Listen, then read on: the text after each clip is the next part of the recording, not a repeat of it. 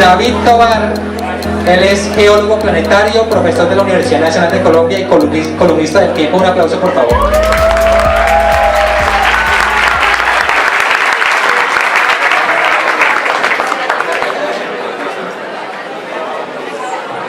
María Angélica Leal, ella es bióloga y hace parte del grupo de Ciencias Planetarias y Astrobiología. Un aplauso, por favor.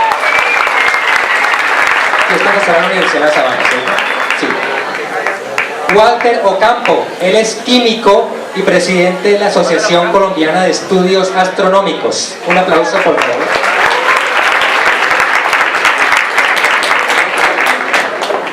Y Marta Cepeda, ella es bióloga y especialista en ciencias del suelo de la Universidad de los Andes. Un aplauso, por favor.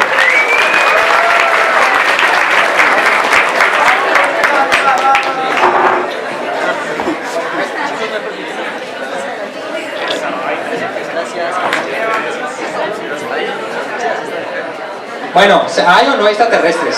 Pues vamos a ver si hay o no. Y hoy vamos a hablar de ese tema. Antes que nada queremos que cada uno de nuestros panelistas nos cuente bien cortico cómo llegaron a saber tanto de este tema y que cuenten algo chévere, así recortico, para después ya empezar el tema de extraterrestres. Empecemos con David. Listo, bueno, muy buenas noches, Carlos, a ustedes muchas gracias por estar acá en este espacio divulgativo que tanta falta y tanta necesidad tiene este país de empezar a hacer un poquito de cosas más de ciencia. Entonces, a Carlos, a Ciencia para su merced, Vicky, muchas gracias por la invitación. Entonces, en temas de geología planetaria, ese es el tema que yo trabajo, en las que realizo diferentes proyectos de investigación, junto con María Angélica en el grupo de Ciencias Planetarias y Astrobiología de la Universidad Nacional.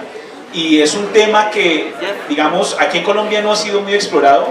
De hecho, pocos han sido los trabajos en torno a la geología planetaria, cuando en las escuelas de geología, más que todo, se hace un énfasis muy grande en todo lo referente a minería o hidrocarburos, ¿bien? Pero geología planetaria, de hecho, no es conocida. Entonces, realmente el interés surgió desde el pregrado y desde mucho antes, inclusive desde el colegio, participando en conferencias en el Planetario de Bogotá, en las charlas que organiza la Asociación Colombiana de Estudios Astronómicos todos los sábados, en estos espacios en los que se comunica ciencia y se trata de difundir la ciencia a la gente, surge el interés y de allí empiezo ya a trabajar en geología planetaria. Excelente. Bueno, María Angélica, ¿no? Cuéntanos cómo terminaste estudiando este tema. Bueno, buenas noches para todos. Yo llegué realmente por un interés que tenía desde muy chiquitica.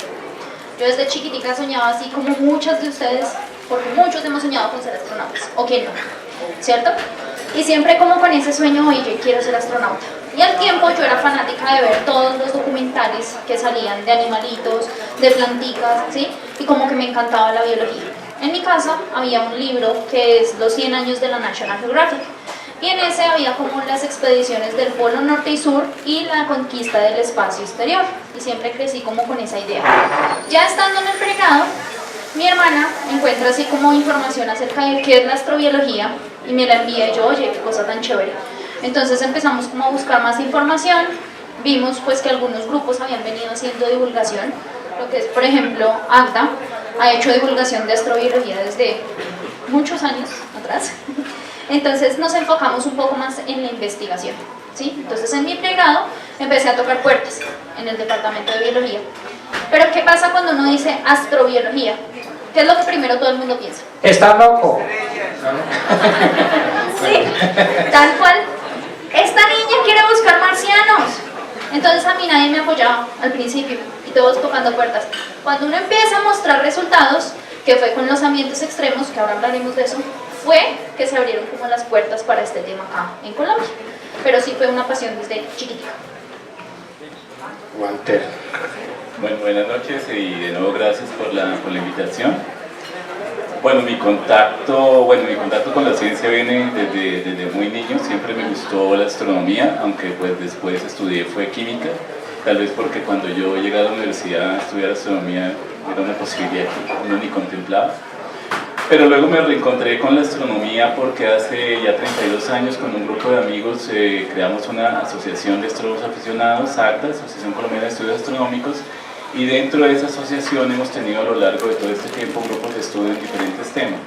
Y uno de los grupos que primero formamos fue el de, en aquella época lo llamábamos exobiología, luego hoy en día se llama astrobiología, que es una cuestión a mí me parece más de moda que de otra cosa, finalmente son lo mismo, el estudio de la vida extraterrestre desde el punto de vista científico, es importante que lo tengan en cuenta. Y como les digo, pues eso ha sido, o sea, hemos venido estudiando y divulgando, porque la misión de la asociación es más que todo, o es esencialmente la divulgación de la astronomía y sus temas afines. Entonces, como María Angélica lo dijo, hemos estudiado ese tema por más de 30 años y aquí estamos, pues, hemos aprendido, bueno, sí mucho o poco, pero nos hemos empapado un poco del tema y por eso estamos aquí. Fantástico. Marta. Hola, muchas gracias, Carlos y Visita, por invitarme y a todo la ciencia para su merced. Yo soy bióloga de la Universidad Nacional. Yo empecé a estudiar y me interesó muchísimo la parte del comportamiento animal y humano. Tomé muchos cursos de etología, tomé muchos cursos de fisiología del comportamiento, y cuando llegó el momento de hacer la tesis decidí estudiar microbiología en los niños chiquitos. What? Entonces, se quedaban quieticos. Entonces, me interesó mucho la microbiología, terminé mi carrera y estudiaba mucho lo que es ecología microbiana y cómo se interaccionan los microorganismos en diferentes ambientes, especialmente en el suelo. Hice mi maestría en ciencias del suelo y cuando salí de mi maestría empecé a trabajar en un laboratorio de esterilización. Ese laboratorio de esterilización académico, de la esterilización se hace con irradiación por cascada de electrones, lo que se llama e-beam, una maquinita que me dejaban jugar con ella, una maquinita de $5 millones. Y salió un proyecto de esterilización de componentes de naves espaciales. Y salió el proyecto de empezar a trabajar con la interacción entre microorganismos y componentes de naves espaciales con la NASA, con el JPL, el Jet Propulsion Lab, perdón. Y también salieron unos interesantes trabajos con el Caltech, ¿no? Para microbiota, y otros trabajos interesantes para diseñar un paquetico de esterilización, perdón, de muestreo de bichitos en la Estación Internacional Espacial. Y ya, entonces con eso ya me apasioné, y esto es específicamente relacionado con un tema de protección planetaria, que supongo que hablaría ahorita de ello, y ahí me quedé, pero ahora estoy trabajando en la Universidad de los Andes, sigo soñando con seguir trabajando en esos temas, algún día miraremos en Colombia. Bueno, un aplauso para todos nuestros panelistas.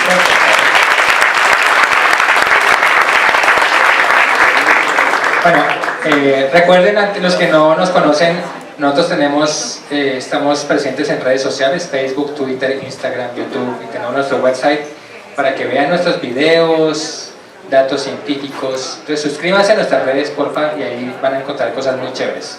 Antes de continuar, algunos de ustedes mencionaron, por ejemplo, Marta decía, ¿cómo es? Haz de electrones, electrofusión, ¿cómo es?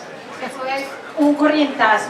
No, pero el nombre que dijiste, literal. Es un haz de electrones. Haz de electrones. También mencionaste unos términos todos raros. Entonces, las reglas de este recinto son las siguientes. Una, vamos a aprender, y dos, queda terminantemente prohibido lenguaje técnico. Por ejemplo, si ustedes dicen alguna cosa medio técnica, yo hago ese sonido.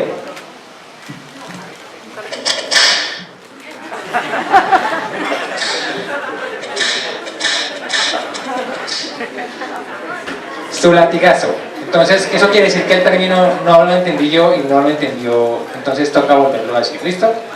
La única regla. Y la otra es que yo pues les voy a hacer unas preguntas a cada uno, pero la idea es que sea una conversación, una charla, ustedes pueden intervenir, no sé qué. Al final tendremos una trivia en donde nosotros les hacemos preguntas a ustedes y los que contesten bien primero se llevan un premio, y al final ustedes hacen las preguntas a nuestros panelistas. ¿Listo? Esto va hasta las 8. Bueno, pero estamos hablando de vida extraterrestre.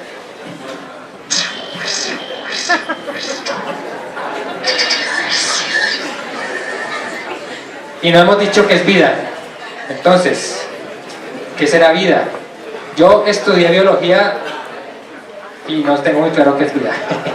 Entonces, ¿por qué no empecemos con Marta? A ver, cuéntanos, ¿tú qué crees que es la vida? Porque si uno va a buscar vida en otros planetas, tiene que saber qué está buscando, ¿no? A ver, Marta. Por pronto, María Angélica también puede intervenir. ¿Qué piensan que es la vida? O de pronto, ¿qué no es la vida? Bueno, lo que tú dijiste ahorita es muy importante, ¿no? Los que estudiamos biología, a todos nos preguntan, oye, ¿cómo se llama esa especie? ¿Y esa planta? ¿Y ese animalito? ¿Sí? Piensan que somos un diccionario de taxonomía, lo cual no es tan así. Por favor, no lo hagan. Pero, siempre que nos dicen vida, nosotros podemos reconocerla, ¿cierto? Y si pusiéramos aquí un dibujito, seres vivos, no vivos, podríamos identificarlos.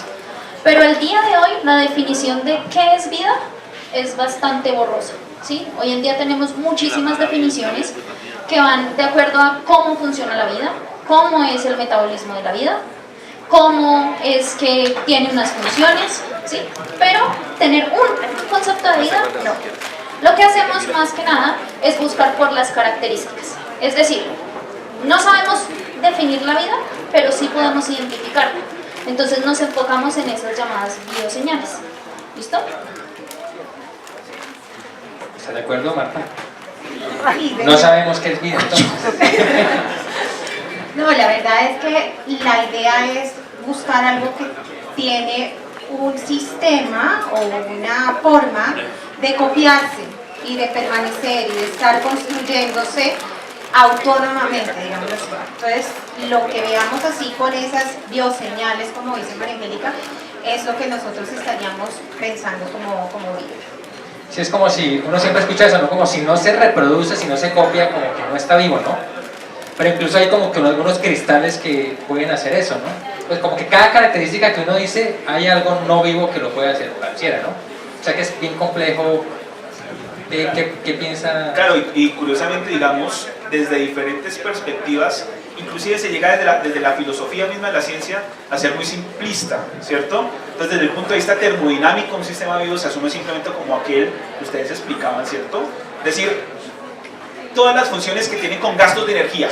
A eso hacemos referencia al termodinámico. Bueno, de igual manera, desde el punto de vista químico, y aquí yo creo que Walter sí nos da una luz, ¿cierto? Todos los procesos bioquímicos, reacciones químicas entre átomos, moléculas, etcétera, también podría resumirse la vida en estos procesos, pero no es tan sencillo, y como bien lo comentan Marta, María Angélica y Carlos, que son, digamos, los expertos en biología, obviamente, pues no es tan sencillo, pero sí es posible identificar casi que de manera intuitiva que es algo vivo. Ahora, la cuestión es que la intuición normalmente o comúnmente está siendo dominada por los sentidos, y los sentidos son muy fáciles de engañar, de tal manera que lo que hay que hacer es tener algo, ¿cierto? Una medida estándar, algo que yo pueda cuantificar, que yo pueda medir, que pueda saber sí o sí que se trata de vida, y ahí es donde entra la cuestión de empezar a buscar ya parámetros mucho más amplios, ¿cierto? Que cumplen esas condiciones. Perfecto. Bueno, entonces hablemos un poco ahora sí de el tema del día, que es astrobiología. Entonces, ¿por qué, por ejemplo, Walter, nos explicas qué entendemos por astrobiología, y tú desde tu perspectiva química, cómo se busca vida en un planeta donde uno no puede ir? Pues todavía, digamos. Sí, bueno, la astrobiología, como ya creo que lo dije en la introducción, es una parte de la ciencia, eso es importante, una parte de la biología, aunque comparten diferentes ramas de la ciencia, porque en la astrobiología hay física, hay química, hay geología, hay incluso algunos que le meten ciencias sociales para explicar, por ejemplo, cómo podría ser una civilización extraterrestre, etc. Pero lo importante es que es ciencia, o sea que aquí no hay nada, no tenemos que ver nada los que estudiamos astrobiología con ovnis, ni con abducciones, ni con nada de eso, que mucha gente lo confunde. Y parte de una premisa, y es lo que es una limitante, porque el único caso de vida que conocemos es el nuestro, es el de este planeta. O sea, sabemos que hay posibilidades, sabemos ciertas cosas, pero hasta el momento solo conocemos este caso de vida. Y como los que están acá, muchos biólogos, etcétera, saben, la vida en este planeta está toda basada en la misma bioquímica. pero digamos que la astrobiología lo que hace es tomar lo que sabemos, no solo en cuanto a biología, sino en cuanto a cómo ha evolucionado el universo, a ciertas reglas que hay de la física, de la química que tienen que ver con vida, para tratar de ver posibilidades en otros sitios. Como lo decía Carlos, hemos ido a Marte, pero no podemos, digamos, ir en este momento mucho más allá, pero podemos, por ejemplo, captar señales de los nuevos planetas que se están descubriendo, etcétera, y mirar posibilidades. O sea, lo que podemos en este momento es ver posibilidades de existencia de vida en otros lugares del universo. Y volviendo un poquito para terminar lo que es vida y no es vida, pues hay como ciertos parámetros, digamos. Yo sé que, por ejemplo, hay cristales que hacen copias, sí, pero la vida debe tener ciertas características y compartir varias características, pero también uno puede orientarlo por lo que no es vida. O sea, ya hay cosas que no podemos decir que es vida. Por ejemplo, una foto que tenemos de Marte, una roca de esas marcianas, no podemos decir que eso es un ser vivo. O sea, que ese es el marciano presidente del planeta, pues no. Entonces, hay ciertos parámetros que tenemos que establecer. Súper interesante, además porque eso como que también depende de los sentidos que tenemos los humanos, ¿no? Porque lo que uno define como realidad también es como lo que uno pueda medir, pues, digamos. Estamos hablando de eso, exacto. Sí, hay que de ciencia, sí. Las reglas de la ciencia. Exacto. Pues. Listo. Bueno, sigamos hablando de este tema. Hay biólogos, he escuchado biólogos que dicen que la vida evolucionó como que, primero solo tenemos evidencia que ha evolucionado una vez en la Tierra. No hay evidencia que haya evolucionado múltiples veces independientemente, sino con el que fue una sola vez. Porque todos los seres vivos compartimos muchas similitudes en nuestro ADN, código genético, nuestra bioquímica. Es muy similar como para que haya evolucionado independientemente múltiples veces. Pero la Tierra se formó más o menos como hace como 4.500 millones de años. Y la primera evidencia de vida que tenemos en la Tierra es más o menos ¿hace cuánto? Normalmente cuando uno busca los libros de historia o los libros de geología o de biología, hace referencia a organismos de 3.800 millones de años. Eso estamos hablando ya arqueano, ¿ok? Es un periodo geológico bastante extenso, de hecho es un eón bastante extenso. Sin embargo, estudios recientes ya lo van corriendo mucho más atrás, y estamos hablando ya de posibles indicios de vida de 4.100 millones de años en un eón que se denomina el Adeano. O sea, muy, sí señor, 4.100. O sea que eso confirma el hecho de que la Tierra se formó, se enfrió y ¡pum!, salió la vida. Digamos, básicamente es un proceso rápido, ¿cierto? Y que curiosamente, como bien hemos mencionado acá, solamente se dio aquí en este planeta. Y de ahí, digamos, también la cuestión interesante, que tengamos evidencia, ¿no? Que tengamos evidencia hasta ahora. Por eso en parte la astrobiología no solo basa, y esto es muy importante para tenerlo en cuenta, ¿vale? La astrobiología no es simplemente la búsqueda de vida en otros planetas, porque puede ser inclusive una búsqueda poco prolífica, ¿verdad? ¿Cierto? Está la posibilidad que seamos los únicos seres vivos de la galaxia o del universo, dependiendo de qué tanto podamos expandir nuestro conocimiento del universo, ¿cierto? Más allá de la Vía Láctea, más allá del grupo local de galaxias, etc. Pero lo que sí, digamos, es interesante, de hecho Carl Sagan lo mencionaba, esta frase famosa es que independientemente que si se encuentra vida o no, ¿cierto? Fuera de la nuestra, cualquier respuesta es absolutamente interesante. Sea que seamos un milagro en términos científicos, ¿cierto? Un serendipity, un chiripazo, ¿cierto? De la química o lo que sea, o que tengamos compañía de algunos seres vivos en el universo y que no los hayamos encontrado todavía o que no se hemos puesto en contacto, igual cualquier respuesta es absolutamente fascinante. Pero bien vale la pena resaltar que la astrobiología no solamente se encarga de buscar esa vida fuera del planeta Tierra, sino también de entender cómo surgió y cómo evolucionó en el planeta Tierra, porque el objeto de estudio está aquí. Claro. Muy interesante lo que dices, porque entonces me surge una pregunta. Entonces, se forma la Tierra, ¡pum!, surge inmediatamente la vida. Y ahora, si es tan fácil hacer vida, ¿por qué no hemos visto rastros de vida en ninguna parte? O sea, quiero que alguno de ustedes me cuente de qué se trata la paradoja de Fermi.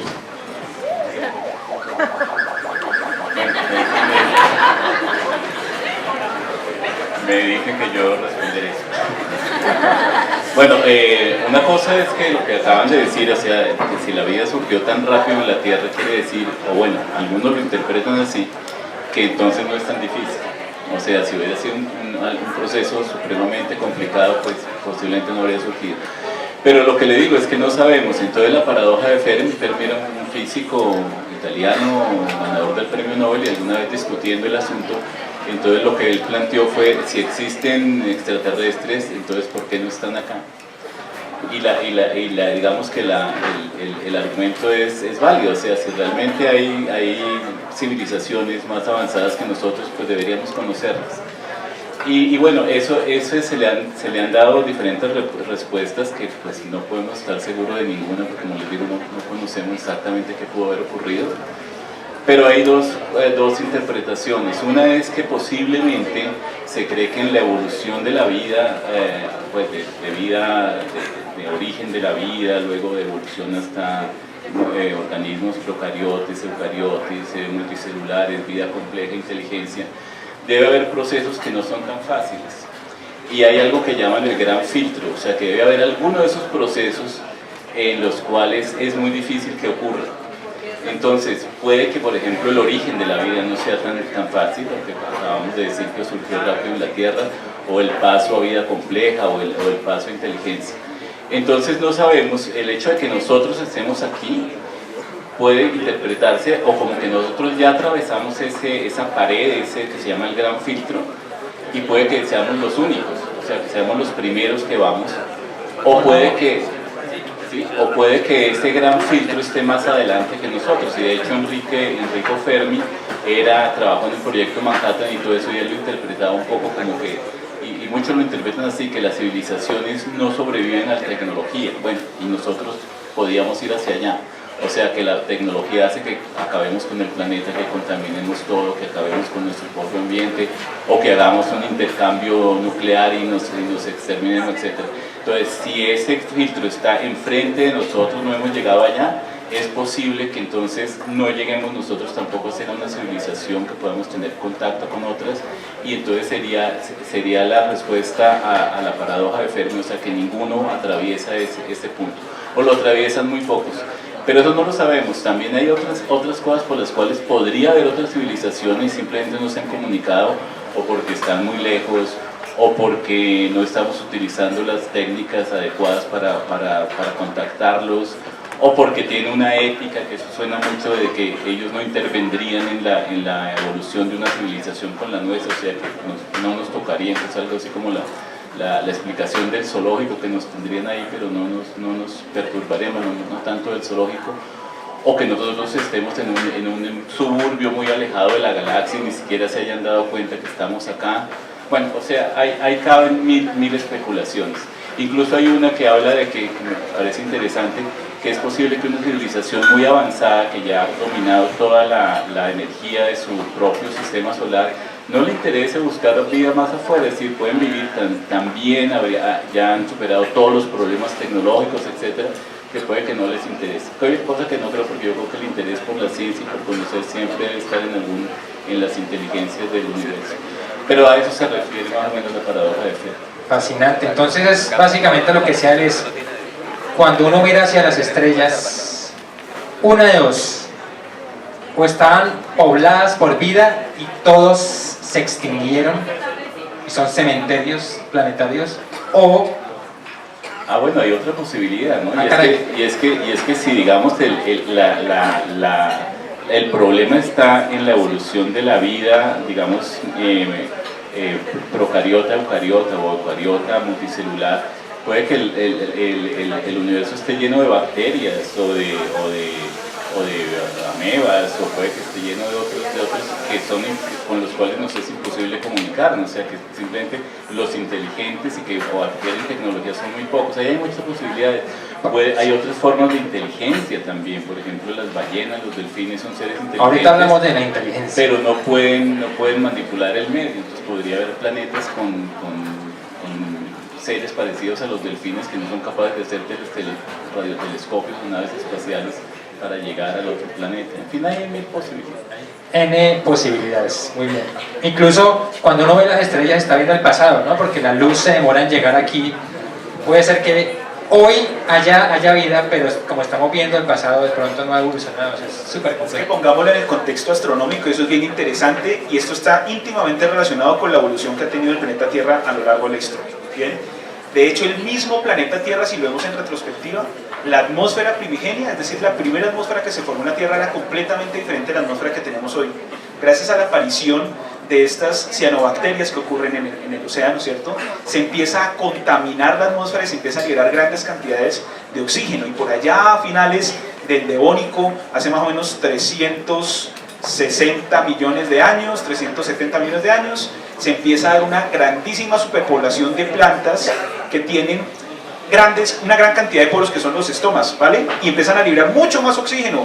Entonces la atmósfera terrestre y el planeta Tierra en los océanos, en los continentes, ha estado cambiando permanentemente. Cuando vemos, como dice Carlos, cuando vemos hacia las estrellas, vamos a imaginarnos el vecindario estelar, ¿listo? La estrella más cercana a la Tierra, ¿cuál es? El Sol, bien, no, fácil, no tiene problema. Sí, ojo, la información viajando a la velocidad de la luz, ¿cierto? La información no puede viajar más rápido que la luz. Un rayo de luz desde el Sol hasta que llega aquí a la Tierra recorre una distancia de aproximadamente 150 millones de kilómetros, ¿bien? Eso le toma 8 minutos, es decir, un ejemplo catastrófico, pero nos sirve para tenerlo en cuenta. Si en este momento explotara el Sol, hasta dentro de 8 minutos nos enteramos que explotó. ¿Listo? ¿Bien? La siguiente estrella más cercana está a 4.3 años luz de distancia, que es Próxima Centauro, es un sistema triple. ¿Bien? Entonces, si viajáramos a 300.000 kilómetros por segundo, llegaremos a esa estrella en 4 años. Sirio, de la constelación del Can Mayor, que se puede ver ahorita sale y se está despejado, la ven acá, que es la más brillante del cielo, está a 9 años luz. La estrella Vega, de la constelación de la Lira, que es la que menciona Carl Sagan en Contacto, la novela Contacto. Con Adolf Hitler ahí. Correcto, sí, eso, sí. Claro, que fue la primera transmisión de televisión en el 35. ¿Sí? Está a 26 años luz de distancia y así sucesivamente. ¿Ok? Entonces ya cuando hablamos de escalas inclusive galácticas estamos hablando de miles de años luz de distancia. Entonces lo que estamos viendo realmente el pasado de esos planetas, de tal suerte que puede que actualmente en esa estrella esté orbitando algún planeta, alguna luna, ¿verdad? Y exista vida, pero la información que recibamos va a llegar cientos o miles de años después, ¿ok? Entonces, es bien interesante las temporalidades, las escalas en tamaño, ¿bien? Y pues lo que sí hemos visto, independientemente de cómo haya evolucionado la vida, si exista o no vida inteligente, es que, y no se sientan mal, pero así es una realidad, es que al universo le importa poco o absolutamente nada que existamos, ¿bien? Nuestras escalas temporales, nuestras escalas espaciales no están para absolutamente nada acomodadas a lo que es el universo como un sistema a gran escala. Fantástico, este tema nos podemos quedar hablando como 10 días. 10, sí. Bueno, ahora hablemos de un tema diferente. Esta pregunta es para María Ángel. Quiero que nos cuentes qué es eso de bioseñales. No es eso. No es ese sonidito que acabamos de escuchar, ni la fotico que vamos a observar, no.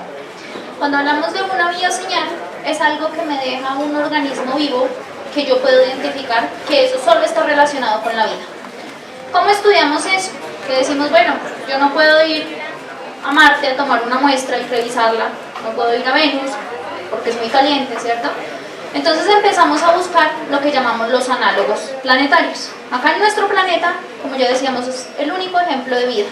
Entonces yo qué debo hacer? Buscar un laboratorio que se parezca a esos lugares. Entonces hablamos de los ambientes extremos, ¿listo? En esos ambientes extremos, ¿qué será eso de un ambiente extremo? Pues como Tunja, que es muy frío. Por ejemplo,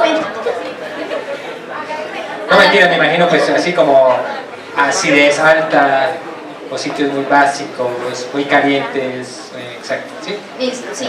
Es todo lo que, eso es una concepción muy de los seres humanos, porque ¿dónde estamos felices nosotros? En 37 grados Celsius, presión de una atmósfera, no tantísima radiación, entonces como ese punto.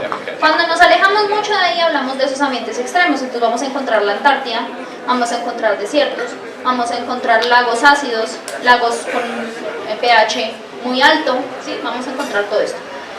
Y en esos lugares empezamos a estudiar qué organismos pueden vivir ahí. ¿Por qué? Porque en los años 70 pensábamos que nada vivía ahí. Y se empiezan las investigaciones en el parque de Yellowstone. Ustedes pueden buscarlo en Facebook, en Google. Ya haciendo propaganda. En Facebook también, sí lo pueden buscar. También.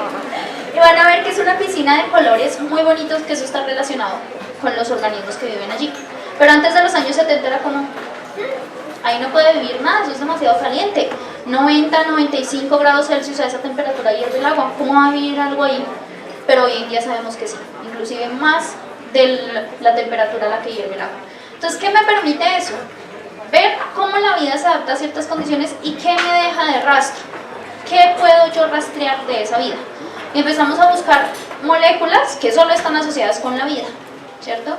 Empezamos a buscar como también, no solo moléculas, sino también los elementos que son claves para la vida. ¿Listo? Entonces eso va a ser una bioseñal, como la huellita que me Esas moléculas de la vida es como los carbohidratos, los azúcares, las grasas de la lechona, las bases nitrogenadas como el ADN, ¿cierto? ¿Esas son? Sí, exactamente. Pero digamos que se va como hacia algunas líneas que uno sabe que podría detectar como a la distancia que tú dices, bueno, sí, eso es posible. Bueno, pero entonces me queda una duda. Entonces tú dices que ustedes lo que hacen es buscar señales de la vida que solo estén en la vida, en unos laboratorios que son ambientes extremos. ¿Listo? O sea, eso lo hacen en la Tierra. Sí. Pero, Entonces, ojo, okay. después de que tú tomas la muestra, existe algo en laboratorio que llamamos las cámaras de simulación. Nosotros ahí en el grupo de ciencias planetarias hicimos un prototipo de una cámara de simulación marciana. Entonces, ¿qué es eso? Que yo pueda tener un laboratorio donde yo le combino condiciones. La temperatura parecida a lo que hay en Marte, la radiación parecida a lo que hay en Marte, la baja disponibilidad de agua, algo que se llama el regolito. No me vayas a poner el látigo, yo voy a explicar qué es. Es como, eso lo puede explicar mejor aquí el geólogo, pero digamos que así en términos generales es como ese sedimento que encontramos en otro planeta. Ese polvillo, ¿ustedes han visto las fotografías de las Apolo en la superficie lunar o las recientes de los chinos en la eso? Ese polvito que va quedando ahí pegado, que es súper fino, ese es el famoso regolito. Y entonces, ¿eso como para qué me sirve? Porque si yo tengo un regolito simulado acá, yo puedo evaluar unas condiciones de vida ahí. ¿Listo? Sí, pero quería agregar que también cuando se habla de bioseñales, estamos hablando ya en otro campo, por ejemplo, de los nuevos planetas que se están descubriendo, los planetas extrasolares similares a la Tierra, que cada vez encontramos más planetas similares a la Tierra. Se están empezando a hacer espectros de esos planetas buscando bioseñales, y esas bioseñales serían gases que hay en esos planetas que sabemos que están relacionados con la vida, como por ejemplo el oxígeno, el amoníaco, el metano, etc.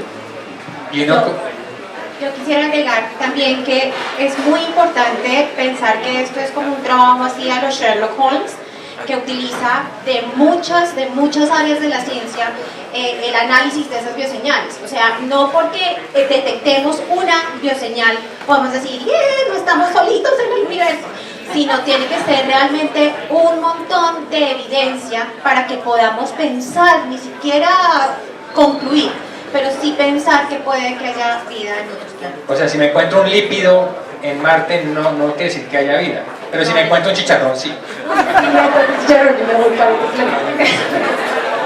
Yo voy a agregar algo al respecto, y es la dificultad tecnológica, ¿cierto?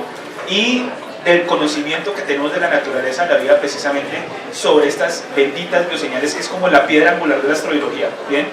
Y es precisamente, como mencionaba Walter, la presencia de oxígeno, ¿cierto? La presencia de metano, de amoníaco, pero es que no solamente hay fuentes vivas que emiten esa cantidad de gases. Por ejemplo, los volcanes emiten mucha cantidad de metano. Entonces, ¿dónde radica el problema? Concentrémonos en el metano, en el CH4, ¿vale? Si tenemos fuentes, si tenemos organismos, microbios que producen metano, y tenemos actividad volcánica en un planeta, en una luna que produce metano, ¿cómo demonios hago yo para diferenciarlo? ¿Cierto? Si yo empiezo a buscar, entonces listo, vamos a analizar los isótopos. ¿Qué son los isótopos? Son aquellos, ya lo voy a explicar, no se preocupen, no se me altere fresco. Entonces, los isótopos son aquellos átomos que tienen, los átomos tienen el número atómico, que es la cantidad de protones, y la masa atómica, que es los protones más los neutrones, ¿vale? Los isótopos son aquellos elementos, por ejemplo, el oxígeno 18 tiene, oxígeno 16, perdón, tiene 8 protones, 8 neutrones, ¿vale? Un isótopo del oxígeno, que es el oxígeno 18, tiene 2 neutrones más en el núcleo, ¿listo? Esos isótopos, que son como primos de los elementos, ¿vale? Nos sirven para empezar a hacer rastros en el tiempo de qué tanta abundancia y qué tanta distribución hubo de ese elemento. La cuestión radica, y el problema va a seguir, radicando en el origen de esa emisión de oxígeno. ¿Bien? Es decir, yo no puedo tener una diferenciación de oxígeno o de metano, en este caso de los volcanes y de otro de los microorganismos. Puede que haya ambas, y ese es uno, si lo ponemos en contexto, un problema sumamente interesante, coyuntural de la exploración del sistema solar, en donde hay gran presencia de metano, por ejemplo en Encélado. Y en Encélado, ¿qué se encontró? Encélado es una luna muy chiquitica de Saturno, ¿vale? Más pequeña que la luna nuestra, y hay gran actividad volcánica, y se ha encontrado metano en Encélado, se ha encontrado muchísimo más metano en Titán, que es una luna alrededor de Saturno, que es la luna más grande de Saturno, ¿vale? De hecho, la atmósfera es muy parecida a lo que era la atmósfera de la Tierra primitiva, ¿bien? Entonces, digamos que estudiando esos cuerpos también uno puede aprender mucho de cómo fue la evolución geoquímica y atmosférica de un planeta como el nuestro, con condiciones muy distintas. Digamos, vale la pena hacer esa distinción, que si bien es fácil encontrarlo porque uno lo puede medir, ¿cómo demonios sabe uno de dónde viene? Y ese es un problema tremendo. Fantástico, es como las moléculas, las diferentes versiones de las moléculas dan información extra sobre hace cuánto tiempo se formó. O sea que si hay por ahí extraterrestres mirándonos a nosotros, ellos podrían saber si el metano que están viendo es el producto de una vaca o de un volcán, dependiendo de... Digamos, ahí sería lo más sensato posible, sería preguntarle, bueno, ¿usted cómo carajos hace para diferenciar? Y enséñenos, ¿sí? Porque no, hasta ahora, ¿vale? No lo sabemos, pero eventualmente cuando se encuentre de alguna manera, de alguna forma, ¿bien? Y yo creo que eso es ahí donde viene lo chévere de esto de la astrobiología y de las ciencias planetarias, y es el trabajo interdisciplinar, es decir, que no es desde una sola perspectiva, sino que utiliza el conocimiento adquirido en la biología, en la química, en la física, en la geología, en las diferentes ciencias, para empezarle a darle solución a esos problemas tan interesantes y a esas preguntas que siguen siendo abiertas en astrobiología. Y María Angélica, una preguntita, ¿uno cómo hace para medir oxígeno en otro planeta si uno no puede ir hasta allá? ¿Se puede desde acá medir oxígeno? ¿Cómo? Con los espectros. Con los...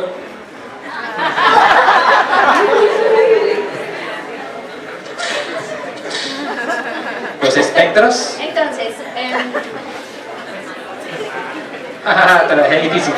Sí, la espectroscopía, o sea, cada átomo, cada molécula que emite luz o que absorbe luz lo hace a cierta longitud de onda, con cierta característica que la conocemos en la Tierra porque aquí tenemos oxígeno. Entonces, si lo vemos en la atmósfera de un planeta lejano, sabemos que ahí hay oxígeno. Es la firma del átomo. Y eso se puede hacer desde acá. Y eso ya se puede hacer. Esa es una de las cosas interesantes, que hace unos años no teníamos la tecnología para hacer eso, ahora la estamos empezando a tener para poder tomar un espectro de un planeta que está a 10, a 20, a 50 años luz de distancia. Ahora quiero pues, como complementar que es que, y lo hemos dicho ya, no es una evidencia, es una reunión de evidencias. O sea, obviamente que si un planeta tiene metano puede ser también de origen geológico, pero si tenemos un planeta que tiene un tamaño similar a la Tierra, que está en lo que se llama la zona de habitabilidad, o sea, que sabemos que tiene una temperatura que, por ejemplo, le permitiría tener agua líquida, y si además le encontramos esos gases, esas bioseñales, no podemos decir que hay vida, pero podemos decir que es un candidato con muchas probabilidades de ser un hábitat extraterrestre. Y hacemos fiestas si encontramos eso. Claro. Uy, sería sí, tremendo, ¿no? Si encontramos vidas, una de las... Inclusive, y viéndolo también en retrospectiva, es decir, nosotros podemos aprender mucho de la vida, no solamente viéndolo actualmente, sino cómo evolucionó en el tiempo geológico, ¿bien? Y en la Tierra han existido eventos que han tratado, o sea, que han ocurrido y que han acabado con la vida casi por completo. Son las famosas extinciones masivas. La más famosa, ustedes saben cuál es. ¿Cuál? Dinosaurios. Por ahí se escondió el dinosaurio que Sumersado, ya se fue sumersado. ¿Cierto? Por allá hace 65 millones de años, que es tal vez la más famosa, pero no la más terrible. De las extinciones masivas, de las 5 que se tiene así como consenso en la comunidad científica que ocurrieron a lo largo de los 4.500 millones de años de evolución del planeta Tierra, de esas 5 extinciones masivas ocurrió una hace 250 millones de años en el denominado límite pérmico-triásico, en donde un 95% de las especies marinas murió, ¿cierto? Desapareció, ¿ok? Y un 76% de las especies continentales desapareció. Es decir, por poquito desaparece la vida en la Tierra, pero encontró la forma de seguir proliferándose, de seguir teniendo esa amplia diversificación y llegó hasta los organismos que tenemos, que encontramos hoy en día, ¿verdad? Pero digamos, la vida aquí en la Tierra ha encontrado la forma de salir adelante, pero ha estado sometido a condiciones muy fuertes en diferentes eventos geológicos que ha tratado de acabar con ella de manera permanente. Una cosita, que lo que tú decías, sí, o sea, encontrar vida, eso va a ser como, o sea, si lo llegamos a hacer, porque eso cambiaría la concepción que nosotros tenemos. Porque como seres humanos nos sentimos especiales. O sea, de vida ahorita el universo no le importa, pero en nuestra concepción nosotros somos, wow, somos la Tierra, tenemos la vida, vamos a cuidarla. Pero ¿qué pasa si un día te dicen, no son los únicos, ¿cierto? Entonces ahí influye, ahí es donde entra un poco en la parte de la astrobiología, la sociología y la antropología. ¿Cuál sería como ese efecto masivo de decir, no estamos solos? Sí, eso es. En la astrobiología es tan importante encontrar un fósil. Por ejemplo, el día que encontremos un microfósil, si existió la vida en Marte y ya no existe, podríamos algún día encontrar un microfósil en un lecho seco de un antiguo río marciano, en un lago marciano. Eso sería tan importante como encontrar un ser inteligente también, o sea, porque nos mostraría que la vida, es decir, si encontráramos algo en Marte, alguna evidencia, implicaría que en ese sistema solar sucedió 2 veces, y eso no multiplicaría por 2, sino multiplicaría exponencialmente las posibilidades de vida. Ahora, si encontramos a alguien con quien hablar, sería fabuloso. Igual de importante E.T. que una bacteria fósil. Sí, para lo que tenemos en este momento, sí. De pronto en el futuro va a ser más importante encontrar al extraterrestre con quien podamos establecer comunicación, pero en este momento cualquier cosa es válida. Ahora, si es depredador, sí es más peligroso. Ah, claro, sí. Esa es una idea interesante que no nombré. Otra cosa es que dicen que algo de lo que decía Joaquín, que nosotros estamos mandando señales que no debíamos mandarlas porque podrían los extraterrestres venir a... Y sí, podría también existir una civilización extraterrestre como somos nosotros en este planeta, que estamos acabando con todos, ¿sí? Que simplemente fueran depredadores y vinieran a acabarnos, o a dominarnos, o a robarnos los recursos. Oye, Carlos, si tú mencionaste una palabra ahí clave, fósil. Puede que la vida no esté presente, ¿cierto? Viva como tal, pero que sí haya existido y que haya en el registro de las rocas, que haya existido hace millones de años y se puede encontrar en el registro fosilífero. Eso también es importante mencionar. Bueno. Hay una cosa con lo que dijo ahorita Walter, una de las posibles explicaciones de la paradoja Fermi, que lo leí hace un tiempo, decía que podíamos ser nosotros mismos en el futuro, o sea, una variación de espacio-tiempo, parecido a lo que sucede en la película. ¿Alguien vio Interstellar? Esa es una de las hipótesis que se han planteado también como respuesta de la paradoja Fermi. No, se va a explotar el cerebro. Bueno. Entonces, resulta que hace poco los chinos fueron a la luna, ¿no? Y aterrizaron. No fueron los humanos, fueron robots. Y fueron y llevaron una mata, ¿no? Un chamizo. O sea, podría ser el primer ser vivo que además de los humanos, fuera de la Tierra, ¿cierto? ¿No? Antes de eso, por ahí alguien lo dijo. ¿Quién lo dijo? Es El perrito. Los tardígrados. Los tardígrados. Ah, bueno, sí, los tardígrados. Y Laika también. Sí, Laika, sí. Claro que sí. Pero con experimentos, pues los tardígrados, los famosos ositos de agua, Un momento, ¿los tardígrados estuvieron en la Luna? no pues salieron, no, en la Luna nosotros sí. En la Estación Espacial Internacional sí. Sí, Sí, pero no en la Luna. No, La Luna no, en la sí. Luna sí, pero es que tú dijiste en el espacio. Sí, no, dije, no, sí, sí, un planeta o un satélite como era. ¿Sí? Pero no, o sea, los primeros con los tardígrados se hicieron muchos experimentos y descubrimos que igual se reproducen. ¿Qué tiene de chévere ese microorganismo? Que sobrevive mucho tiempo sin agua, hablamos de 45, 60 años, y se encapsula y espera ahí. ¿Listo? Y cuando se sacó en la Estación Espacial Internacional se pudo reproducir. El hit de lo que pasó en la Luna es que se llevó y con las bajas temperaturas y todo la planta alcanzó a crecer, fue un algodón, pero las mismas bajas temperaturas mataron a la plantita. No se les olvide, tardígrado, es un bichito fenomenal. Me hace acordar de una, creo que fue en la revista ADN, que dijeron, el tardígrado animal, y pone una foto de los anteojos, porque se llama el oso de agua. El osito de agua y ponen un oso mojado. Entonces era el famoso osito de agua, eso salió en ADN Medellín. Sí. Sí. Bueno, Pero hay un caso anterior al de los chinos. No recuerdo cuál fue el Apolo 12, que este año va a cumplir 50 años de haber alunizado. Alunizó cerca a una nave no tripulada que ya habían mandado los americanos antes y rescataron la cámara. Y luego en esa cámara encontraron bacterias viables. O sea, eran bacterias terrestres que se habían ido en esa cámara y sobrevivieron creo que 2 años o más en la Luna. pero un momento, es que antes de que Marta intervenga, yo tengo la pregunta para Marta. Y es, bueno, los chinos llevaron vida allá.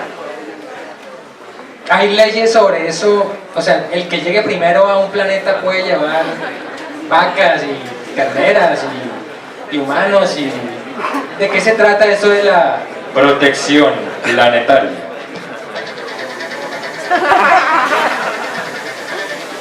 Resulta que, pues, primero que todo, para aclarar un poco el detalle, como estamos diciendo, esto es una labor detectivesca, ¿no? Y puede demorar muchos años. Y efectivamente Apolo se fue a la Luna y recuperó una cámara que había ido en una sonda previa y regresó a la Tierra con esa cámara y se hizo el análisis y se encontraron bacterias de tipo Strepto. Resulta que esas bacterias están muy comunes en garganta, en piel, exactamente. Son bacterias que son inherentes a la microbiota, que es básicamente todos los microorganismos que nos componen. Yo no sé si ustedes han escuchado que últimamente se está hablando de los humanos como el término de somos unos superorganismos, porque tenemos mucho más células bacterianas en nosotros que lo que son las células que nos conforman. Entonces somos unos hilos de bacteria que puede transmitir muchísimas cosas. Y la idea ahí es que cuando se fue la cámara, al parecer se llevó estas bacterias, y lo interesante es que no es que hayan quedado en la cámara y sobrevivido, sino que se descubrió después que fue en la Tierra, cuando regresó, que por un descuido se infectó la cámara. Entonces después nos dimos cuenta de que pues, pensamos que se habían ido y todo, y no, resulta que no. Entonces a partir de eso se empezaron, y de muchas otras cosas y de muchas otras preocupaciones que tenemos como humanos, a realizar una especie de ejercicio en cuanto a todos los procedimientos para qué pasa si llega alguien, o qué pasa si viene algo, ¿cierto? ¿Qué pasa si traemos algo? Yo no sé si ustedes vieron la última película acerca de la Luna, Sí, ¿cómo se llama este muchacho? Neil Armstrong. El primer hombre en la Luna. Sí. Exacto. Se quedaba en cuarentena, o sea, cuando regresaron se quedaban en cuarentena, y la cuarentena era precisamente porque no sabemos qué hay allá. Entonces todas esas precauciones y protocolos es lo que se conoce como protección planetaria. Entonces esas son unas reglas básicamente que tenemos que tener a la hora de empezar a mirar estas misiones espaciales. Pero más importante que eso, ¿cierto? Es el hecho de que cuando nos vamos pasa a lo mejor lo que estamos hablando de la paradoja de Fermi, y es que nos podemos llevar microorganismos de la Tierra a otros mundos, ¿cierto? Y las implicaciones éticas ya las hemos visto en la Tierra con especies invasoras, por ejemplo, sino más cuando nos llevamos ¿cómo se llama? El problema de Australia, por ejemplo, con los gatos, ¿cierto? Los gatos son los cerdos cuando saca extinción. Exacto. Los conejos. Exacto. Si nosotros es tan fácil que nos lleváramos esos organismos a otros sitios que no los tienen en la Tierra, imagínense cuando uno se va en misiones espaciales que no regresan, pero que sí se van. Entonces lo que hay que hacer es un montón de protocolos, un montón de reglas, y por eso es que ustedes ven en las películas que la NASA tiene estos cuartos limpios y la gente está cubierta, tanto, es simplemente para mantener todo eso limpio. Nosotros tenemos que darle muchos corrientazos, utilizar muchas, ¿cómo se dice? Muchas herramientas para dejar todo limpio y que se vaya lo más limpio posible. Ahora, otra cosa pasa cuando, lo que estaba mencionando María Angélica, cuando son misiones tripuladas, lo que está pasando ahorita cuando estamos en subórbita, por ejemplo, con las estaciones espaciales, pasa con la Mir y pasa con los transbordadores espaciales. Es que es imposible para nosotros separarnos de nuestros amigos. ¿Y con un churrusco así? Nada, no te quita nada. Entonces todo eso que implica el estar allá y llevarnos todo esto al espacio tiene que ser estudiado. Ahora, eso por ejemplo está basado en lo que se llama la panspermia. Entonces volvemos entonces a estas políticas para evitar que ocurra la panspermia, es decir, que nosotros mismos sembremos bacterias, sembremos vida en otro lado por accidente, ¿cierto? Y pasa lo que pasa en Interestelar, más o menos, que se vuelve todo como un enredo. Entonces por eso, por ejemplo, va desde incluso la preparación de la misión espacial hasta el destino de la misión espacial. Ahorita nos estaban hablando de las misiones a Saturno, de las misiones a Júpiter, ¿cierto? Cassini en Saturno fue programado para que cuando termine la misión, después de estar orbitando casi 8 años y tomando todas estas fotos y haciendo toda esta investigación, se chocara dentro de Saturno. Fue programado para eso. ¿Por qué? Porque no queremos tocar las lunas de Saturno. Igual con Júpiter. ¿Fue por eso? Claro, fue por eso. Y entonces imagínense, perder, pues no es perder, es eso. Personalmente, a mí me parece interesante eso porque a mí sí me parecería chévere no estar solita. A mí no me gusta estar solita. Entonces, estar solita en el universo. ¿Pero qué? Pero todas estas políticas lo ayudan a uno a tratar de pensar en todas esas implicaciones que tenemos. ¿Y esas reglas de protección planetaria, si son planetarias o son locales? Por ejemplo, si la alcaldía de Bogotá arma un cohete y manda al alcalde a la luna, por ejemplo. No, el explorador. ¿Cómo le va a decir eso a la luna? Entonces, la política de protección planetaria dice, déjelo allá, no lo vuelva a traer. No. No, No, la pregunta es, ¿quién obliga a la alcaldía a seguir esas reglas que tú dices? ¿Las Naciones Unidas, Estados Unidos, China? Porque es que la pregunta es, ahorita fue China, ¿y quién le dijo a China, usted tiene que hacer eso? Nuestras misiones espaciales son muy autónomas. Cada país que pueda tener los recursos para hacer este tipo de proyectos, pues obviamente sigue sus propias reglas, pero es universal todas estas preocupaciones. El Comité de Protección Planetaria, de hecho, ahorita nombró un oficial de protección planetaria, que por cierto recibe $200.000 al año, un superpuestazazo, porque se Gerente de la le pagan, protección. claro. Pero el asunto es que tenemos, por ejemplo, con la Agencia Espacial Europea, con la Agencia Espacial Norteamericana, todo lo que son estos lineamientos, ¿cierto? Y lo ideal es que los otros países que pretendan hacer este esfuerzo o lo hagan conjunto, porque entre todos podemos hacerlo mucho mejor, o si lo hacen, pues intenten seguir las reglas del juego. Pero eso es como muy difícil. Eso se parece mucho a lo que es el Tratado Antártico, ¿no? Sí, exactamente. ¿Qué pasa? Yo soy expedicionaria antártica, yo estuve en la segunda expedición. ¿Y cómo es eso? Eso es casi una misión espacial, ¿sí? Porque se parece mucho a lo que ahorita decía Martica. uno tiene que cuidar todo lo que lleva y todo lo que se lleva se tiene que traer. Por ejemplo, lo que es la basura la tienes que sacar. Entonces pienso que se planea muy parecido a eso. O sea, en algunos casos, ¿no? Y está, Emisiones tripuladas humanas, complicado. y está íntimamente relacionado también con algo que yo creo que se podría ser tema para otro Café Ciencia, ¿cierto? Café para su merced, que es la minería espacial. Entonces esto se resume en una cuestión que es netamente política y económica, aunque uno no crea, y es aquellos países que tienen realmente acceso al espacio. Por eso es importantísimo desarrollar políticas que promuevan el acceso al espacio, porque de otra manera, simplemente, y la historia nos lo dice, se establecen políticas, pero a la final, ¿cierto? Si yo tengo el poder de ir al espacio, como lo hizo China, porque por ejemplo, perfectamente los de la Apolo hubieran podido llevar un experimento de llevar plantas, pero no lo hicieron, ¿cierto? Pero los chinos sí.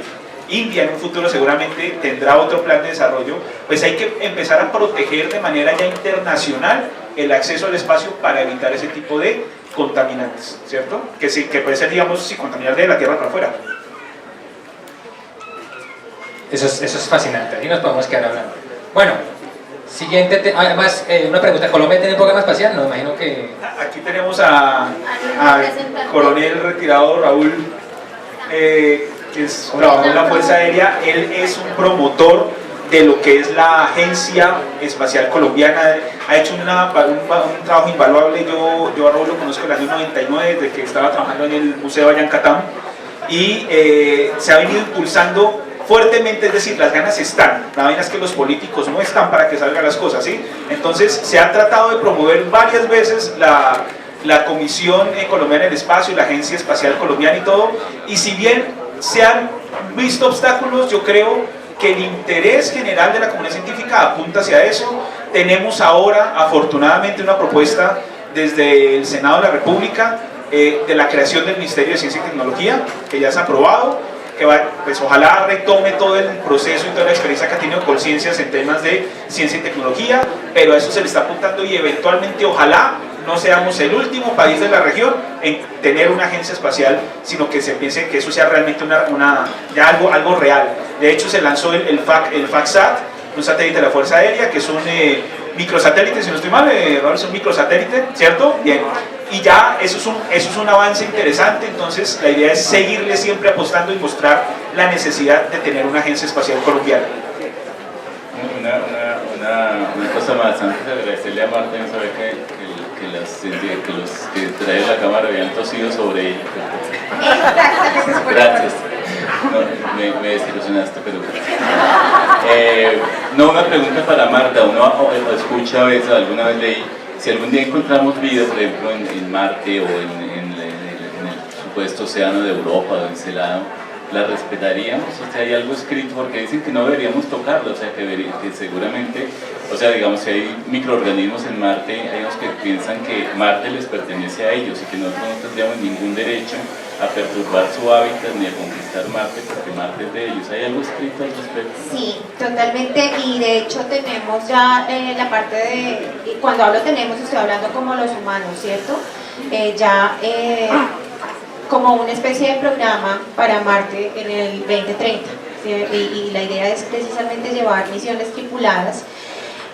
Se está trabajando en esos protocolos ahorita y se está trabajando con base a los resultados de las investigaciones que hay ahorita de astrobiología precisamente y de todo lo que hemos recolectado. Volvemos al cuento de que se tiene en cuenta el hecho de que vamos a un sitio desconocido, pero también se tiene mucho en cuenta nuestra naturaleza humana de pensar que somos colonizadores. Entonces la idea es, no vamos a ser colonizadores, vamos a ser exploradores, vamos a mirar qué es lo que hay allá. Y así si como Cristóbal Colón, explorador. Y no vamos a reclamar la tierra y poner así la banderita, ¡pum! Porque además la banderita que se ponga, pues también tenemos que saber cuál banderita es la que se pone. Entonces sí se está trabajando en eso, pero se continúa, y precisamente para eso contrataron a un oficial de protección planetaria. Sí. Siguiente pregunta. Vida inteligente.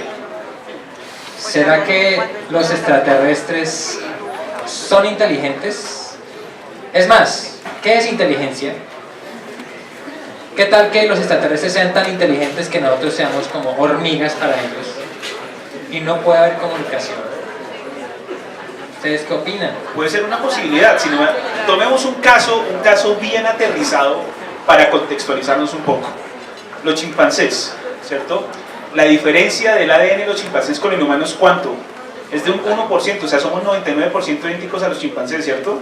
Y ese 1% de diferencia, vean lo que hace entre un chimpancé y la especie humana. Ahora imaginémonos un 1% más de lo que nosotros tenemos.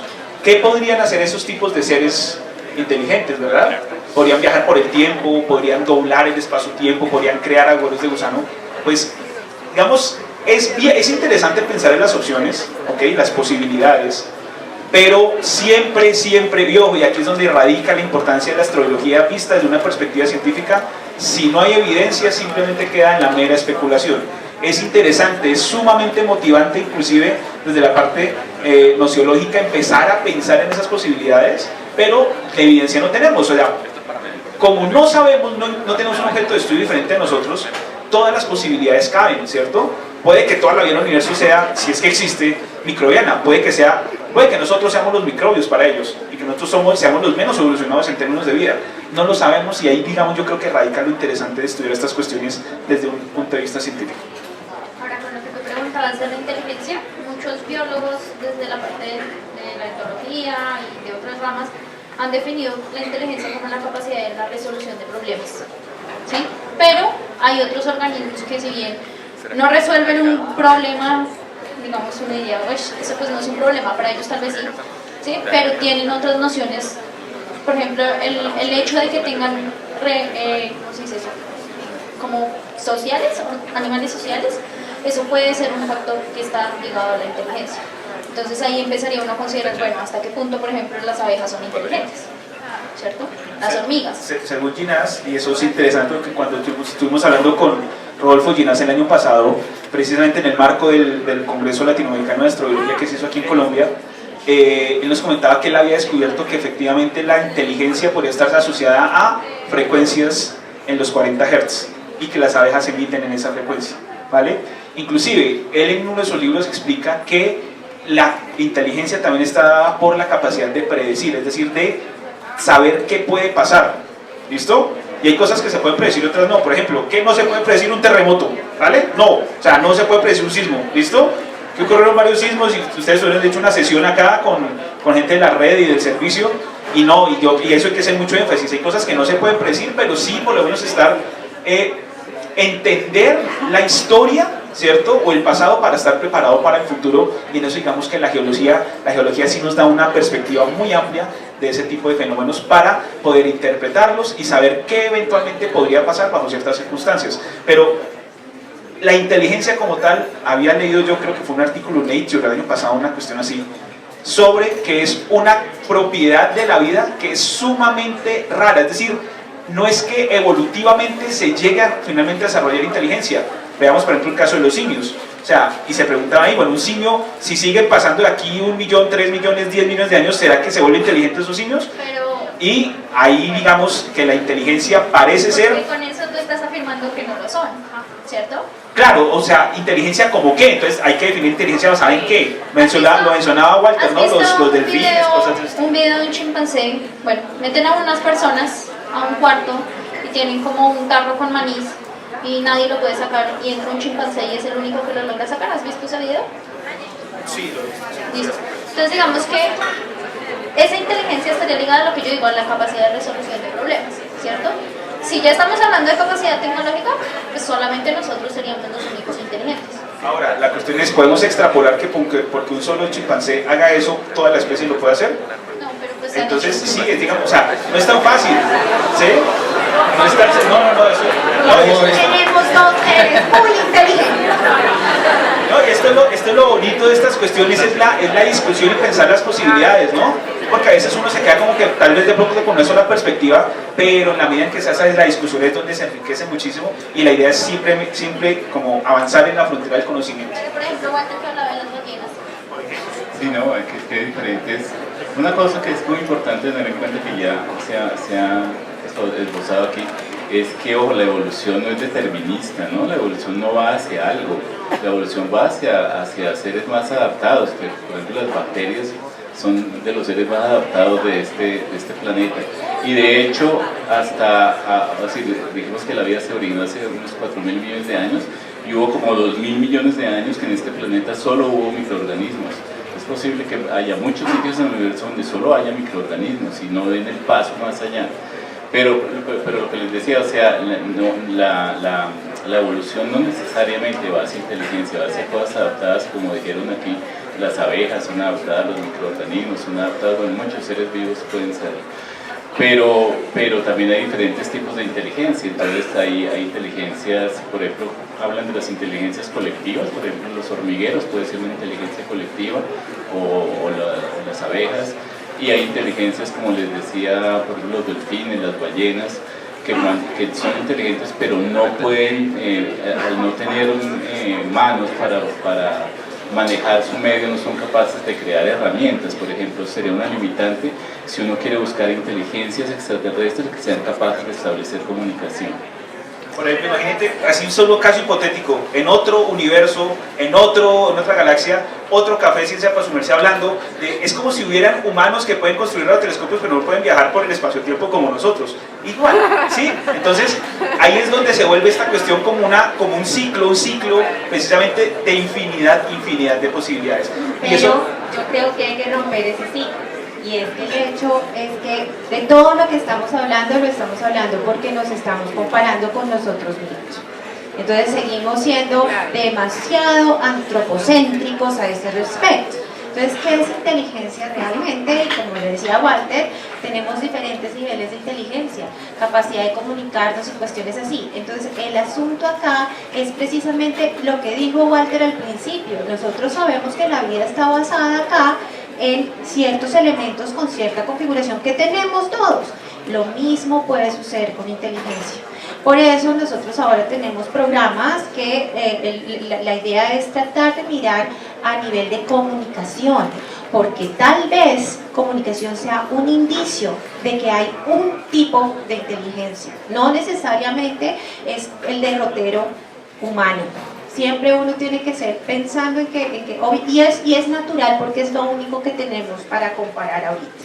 Entonces, como estamos ahorita en este momento pensando que estamos solitos, no tenemos con quién comunicarnos, pero el día que podamos tener otro parámetro para comparar, podemos pensar en otros tipos incluso de inteligencia, comunicaciones y todo. El programa SETI, por ejemplo.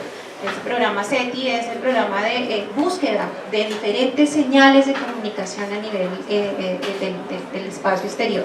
Entonces, no sabemos qué cara tendrán, no sabemos qué idioma hablarán, no sabemos si nos están hablando como en contacto de Carl Sagan en números primos. Entonces, algún indicio que sea de comunicación, algún patrón, tal como pasa con las bioseñales, tal como pasa con los espectros, puede pasar con la comunicación. Que haya un patrón, una clave Morse que no tengamos. A mí me parecería eso fascinante, pero pues todo lo estamos especulando porque lo comparamos con nosotros. Buscando patrones. Y me imagino que pasará lo mismo, así como la inteligencia pasará lo mismo con las formas, porque uno siempre ve las películas, antes casi todas las películas de extraterrestres salía cabezón, con dos ojos, una nariz, una boca, dos patas, dos piernas, pues dos brazos. Podrían ser absolutamente diferentes, porque lo que decía Walter, que la evolución no es determinista, ¿cierto? Claro, y depende del ambiente. Por ejemplo, yo no sé si ustedes han visto esta foto de un pescado que sacaron de las profundidades marinas, han dicho que es el pescado más feo del mundo, ¿cierto? Que aparece así todo regado, que aparece así con una papada terrible, pues no es fotogénico para nada. Resulta que ese pescado, cuando está en su ambiente natural, es redondito y es hasta simpático, es bonito. Entonces, yo les recomiendo que le hagan la búsqueda a cómo es realmente ese pescadito dentro de sus condiciones. Entonces, realmente esa percepción no depende mucho y depende del ambiente, de las condiciones de ese entorno en donde esté. Yo me acuerdo que en la primera versión de Cosmos, Carl Sagan mostraba estas como imágenes, pensar en cómo se verían estos globos gigantes en Júpiter, o estas naves como rayas, como mantarrayas en Saturno. dependiendo del ambiente. Entonces no sabemos cómo se ven, no lo imaginamos. Y créanme que siempre va a tener ojos. De acuerdo a nosotros como lo vemos, va a tener ojos. Porque evolutivamente lo primero que nosotros vemos cuando nos paramos fueron los ojos. Entonces pensamos siempre que va a tener ojos, que tal que no tenga ojos, que tal que tenga percepción magnética, o que tal que tenga radiosensores. Uno nunca sabe. Entonces, eso depende de lo que pase cuando lo encontremos. Dicen que hay que tener los ojos y la boca para el mismo lado a saber lo que uno se come. ¿Qué tal que no coman? ¿Qué tal que no coman? Ay, Martín.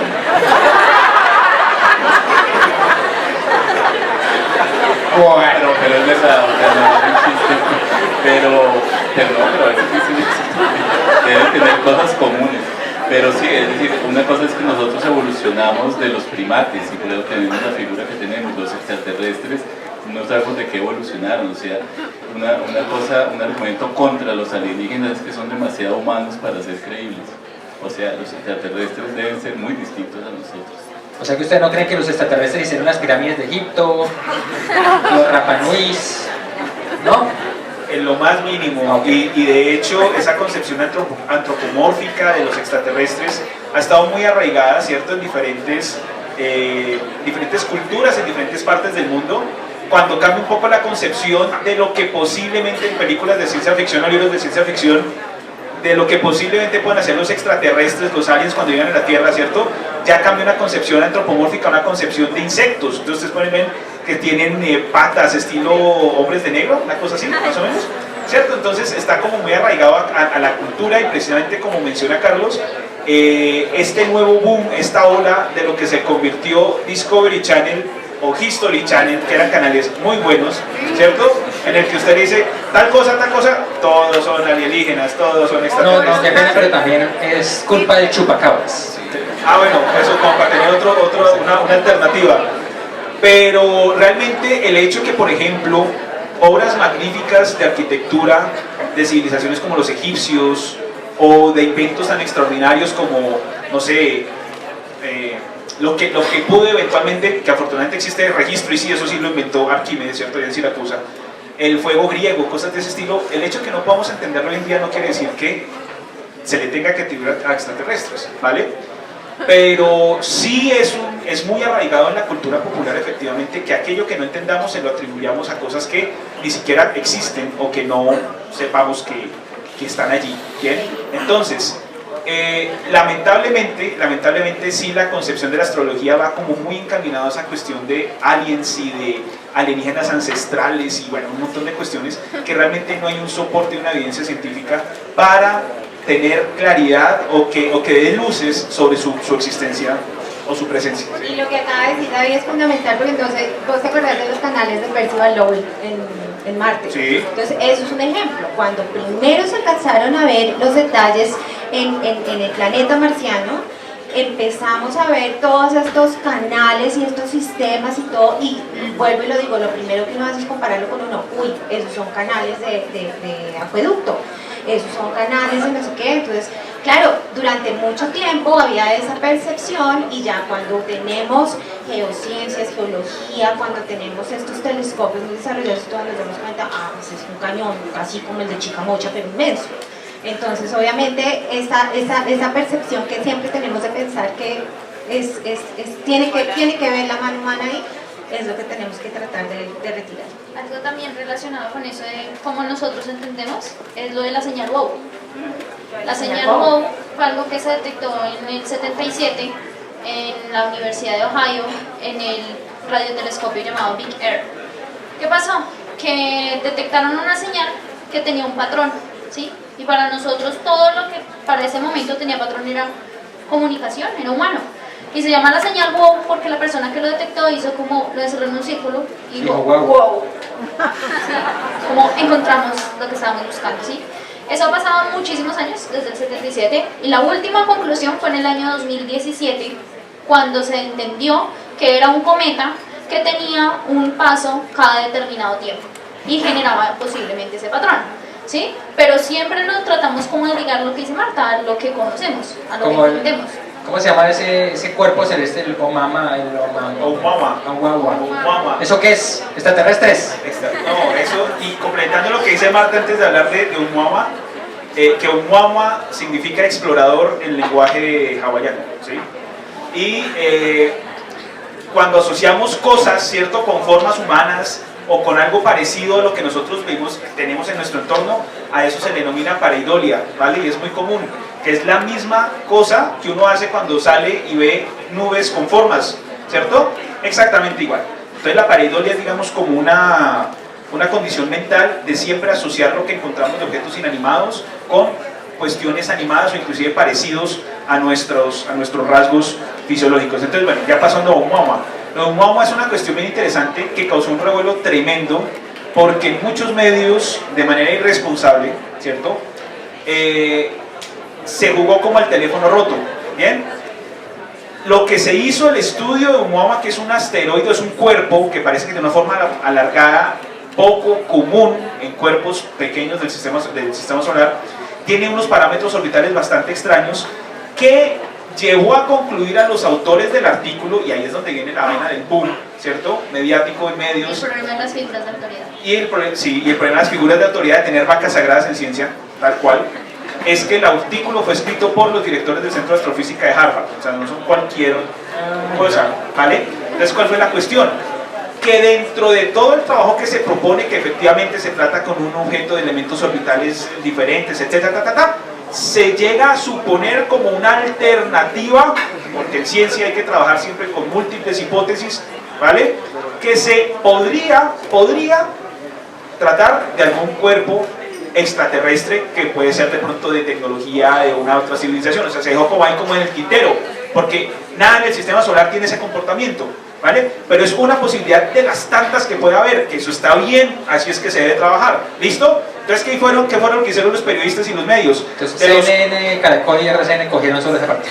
Tal cual, exactamente. Entonces cogieron las 5 o 6 páginas y se quedaron con los 2 o 3 renglones últimos, ¿sí? Que es lo que vende, ¿vale? Entonces, si yo digo en noticieros, no, es que se trata de un objeto transneptuniano que tiene unos parámetros, eso no pega, pega más decir, pueden ser extraterrestres, nos están visitando, no estamos solos en el universo. Entonces sale Maussan y todos esos mexicanos locos que creen en ovnis y en extraterrestres diciendo, los científicos nos convalidan, ¿cierto? Entonces, nada que ver, hay que saber interpretar muy bien ese tipo de información, y por eso es que es muy importante tener un acceso de la comunidad científica en los medios, ¿vale? Eso inclusive yo recuerdo en Red Más hicimos un especial sobre esa cuestión porque causó sensación, pues, que nos estaban ya invadiendo los extraterrestres y bueno, un montón de cosas que nada que ver, ¿vale? Ahí hay que tener muy bien los pies en la tierra y tener un pensamiento crítico, porque tener una visión amplia, ¿cierto? Es decir, recibir ideas no quiere decir que eso tenga que rayar con la ausencia de sentido común. Bueno, y ahí es donde yo creo que hay que ser muy críticos en ese aspecto. Fantástico. Bueno, entonces antes de pasar ya para terminar a la trivia, le vamos a dar un segundito de espacio al coronel retirado Raúl, que nos dijo que quería comentar alguna cosa.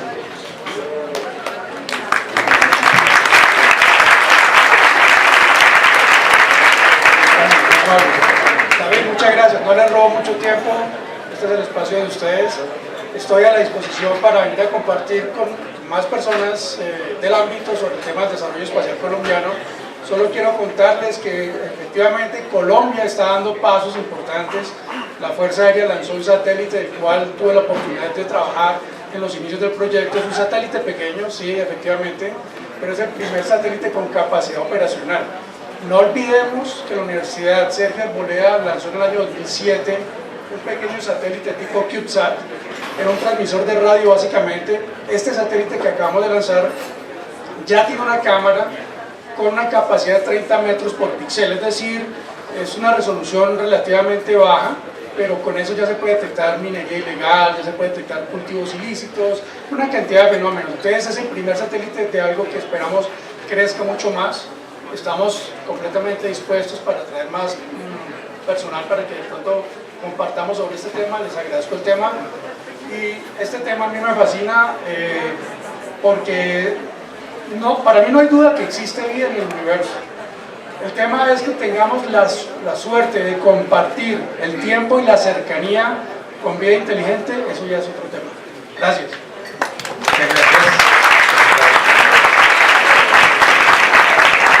Bueno, entonces pasamos a la sección de la trivia. Lo que vamos a hacer es, cada uno de ustedes va a hacer una pregunta específica, o la puedo hacer yo, ustedes digan, y el que levante la mano primero y ustedes digan, porque la van a levantar muchas personas, ustedes eligen quién, traten de ser diversos en el área donde contestan.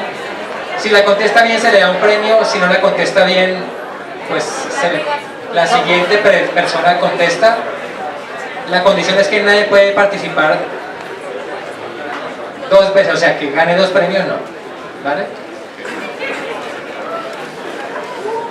Entonces las preguntas pueden ser de lo que dijimos acá o no.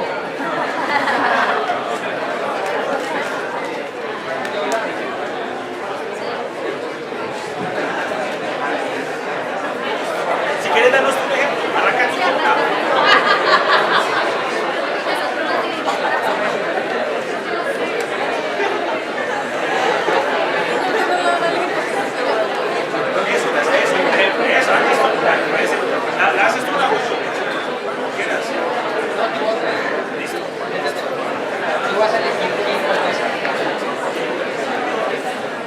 Bueno, primera pregunta.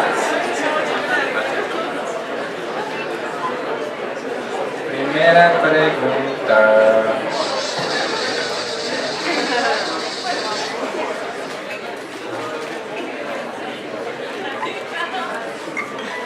Marta va a decir quién responde, yo no respondo, sino Marta decide quién responde, tú escoges. ¿A qué distancia está la segunda estrella más cercana a la Tierra?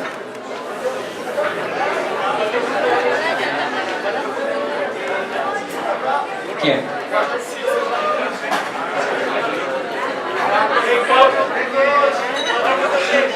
A 4.3, porque la más cercana es ¿cuál? El Sol. El Sol. ¿Correcto o no La correcto? segunda más cercana es. ¿Sí está correcto? ¿Bien? Sí, señor. Un aplauso, por favor.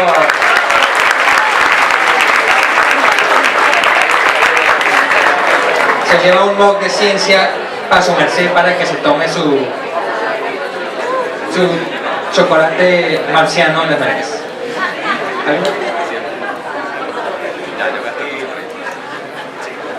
A ver, entonces, para que estén pendientes. Y tú decides quién Listo, contesta. listo. Entonces, ¿cuándo se tiene estimado que se originó la vida en la Tierra? Yo quiero un mug, yo quiero un mug. Aquí, a ver, aquí cerquita.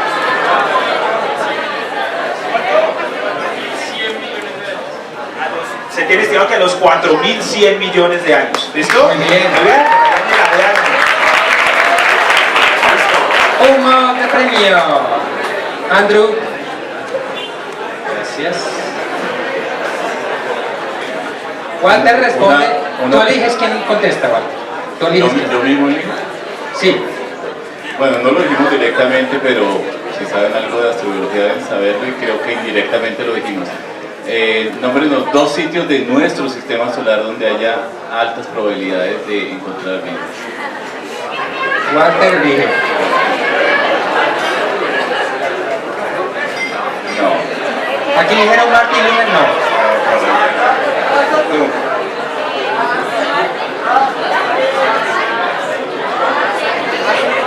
No.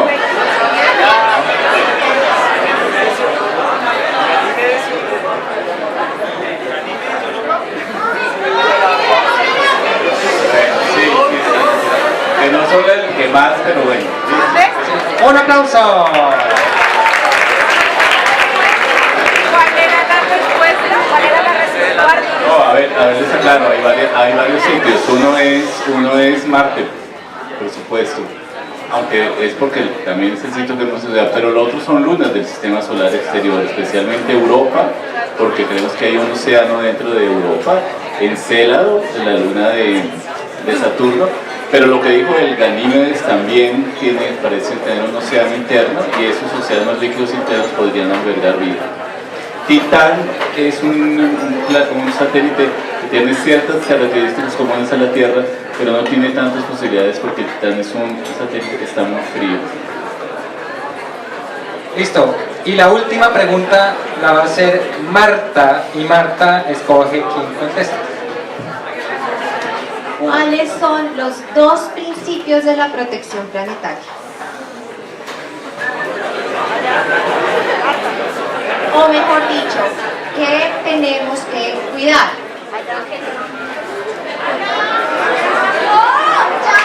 Allá atrás, bien atrás.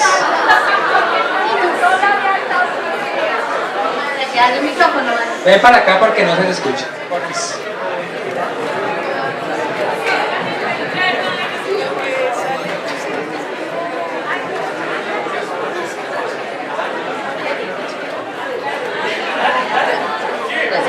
Que todo lo que se lleve hay que volverlo a traer incluso.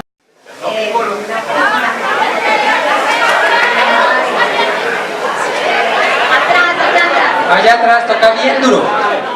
Bien duro.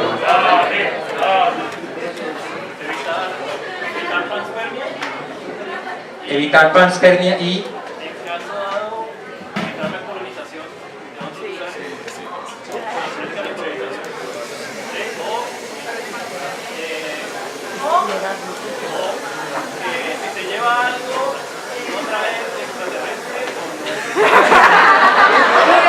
Muy bien, un aplauso. De acá para afuera y de afuera para acá. Eso, en 2 vías. De acá para afuera, tener cuidado, y de allá para acá, tener cuidado. No olviden, por favor, que si quieren calcomanías chéverísimas o mocks de nosotros, los pueden conseguir acá en la esquina acá. Y Marta nos quiere contar algo sobre la revista Hipótesis que tenemos allá también para que ustedes obtengan gratuitamente uno. Como estamos en un espacio de divulgación de ciencia, yo le he pedido a Carlos que por favor nos permita entregarles a ustedes la revista Hipótesis. La revista Hipótesis, la idea es que precisamente tengamos ese espacio escrito en donde tengamos los temas científicos para el alcance de toda la comunidad y todo el público. De hecho, este número, la revista pues venía interrumpida un poquito, pero estamos esperando que la vamos a hacer periódica 2 veces al año. Tienen en este número un artículo sobre los tardígrados, que fue algo de lo que hablamos. Tiene un artículo acerca del descubrimiento de la estrella TRAPPIST. Tiene un artículo acerca de la carrera espacial. Entonces yo creo que es justa para los temas que hemos tratado hoy. Y si no alcanzamos a tener, Carlos, para todo el mundo, no se preocupen, que lo que voy a hacer es mandarle a Carlos más ejemplares para que lo tengamos la próxima charla. Y ustedes pueden escribir al correo hipótesis@uniandes.edu.co. Muchas gracias, Marta, por lo que también hay, para que la consigan ahí en la esquina, y también calcomanías y mods. Carlos, una cuñita corta. Sí. Aquellos interesados en toda la temática relacionada con ciencias planetarias, exploración espacial, astrobiología, pueden en redes sociales también encontrarnos como Ciencias Planetarias UN en Facebook, y en Twitter como @grupo GCPA. Bien, entonces nos pueden seguir en redes sociales. Ahí tenemos pues un lazo muy estrecho de colaboración con Café de Ciencia para su merced. Entonces pues invitadísimos a que nos sigan por redes sociales. Bueno, y para terminar tenemos espacio para unas poquitas preguntas. Entonces, porfa, la persona que tenga preguntas, acérquese acá para el micrófono. ¿Alguien tiene preguntas para nuestros panelistas? ¿No? Sí.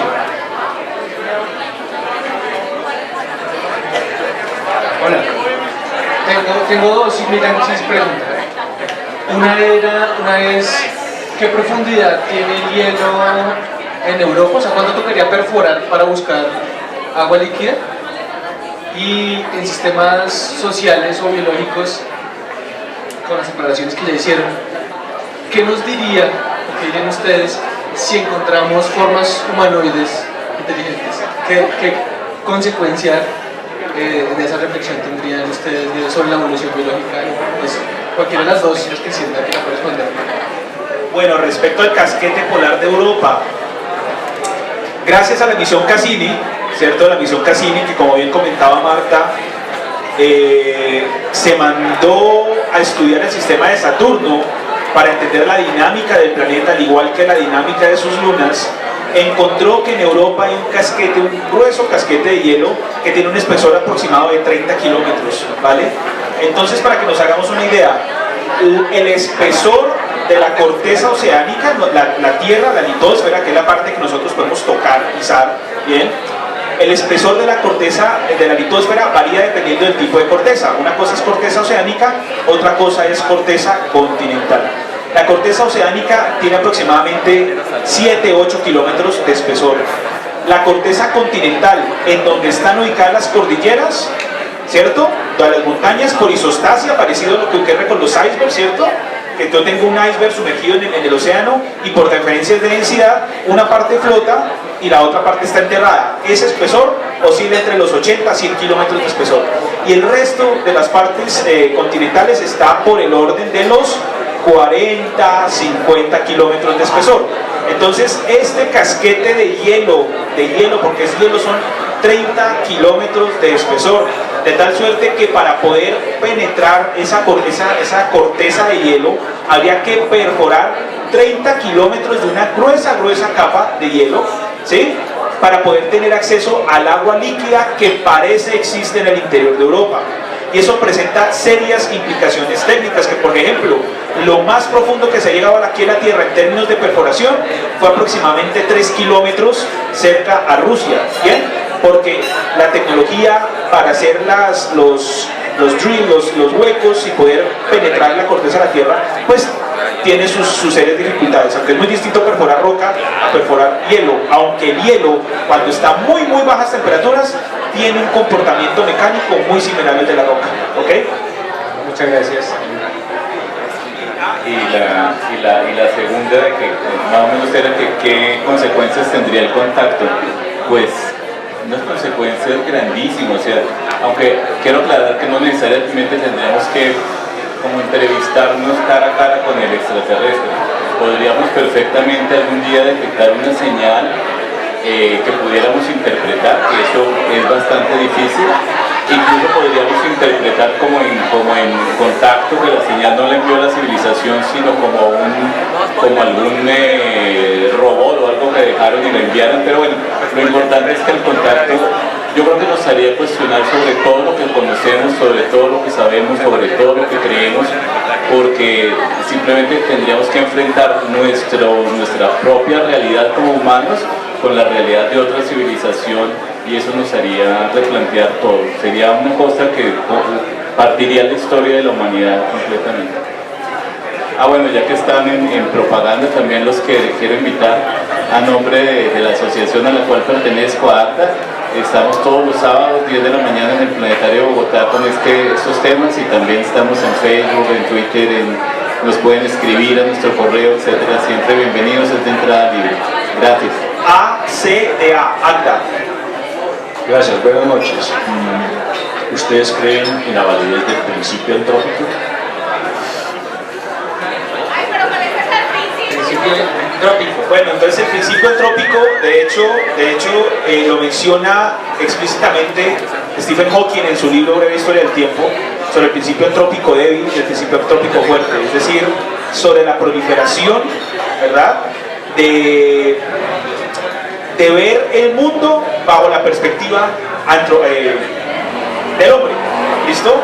Entonces, ya en términos de astrobiología, aquí la cuestión es que de la década, estamos hablando de la década de los 70 hacia acá, la variación del principio antropocéntrico sí yo creo que ha cambiado considerablemente, teniendo en cuenta las nuevas evidencias que hemos recibido, por ejemplo, de ambientes que puedan parecerse aquí en la Tierra y que puedan dar, no sé, pistas o atisbos sobre organismos en otros fuera de la Tierra, de tal manera que ya el principio entrópico débil, ¿cierto? Es decir, que el universo se comporta de acuerdo a como nosotros lo veamos, o que se comporta de esta manera porque nosotros lo percibimos bajo esa perspectiva, es, digamos, muy aristotélico, pero lo que sí conocemos realmente es que gracias a los avances tecnológicos los sentidos, que es por la manera por la cual percibimos el universo, pueden ser engañados de manera muy sencilla. De allí que se promueva y que se estimule el análisis del universo, de los fenómenos naturales, de una manera cuantitativa, para precisamente reducir ese efecto antropocéntrico y no estar sesgados, que simplemente las cosas existen porque existimos nosotros. Buenas noches. Creo que todo agradecido porque ustedes están acá con nosotros. La educación en la ciencia es algo muy importante, me parece. Y me preguntaba, es una pregunta que sigue en dos partes. La primera es para el coronel, creo que se fue.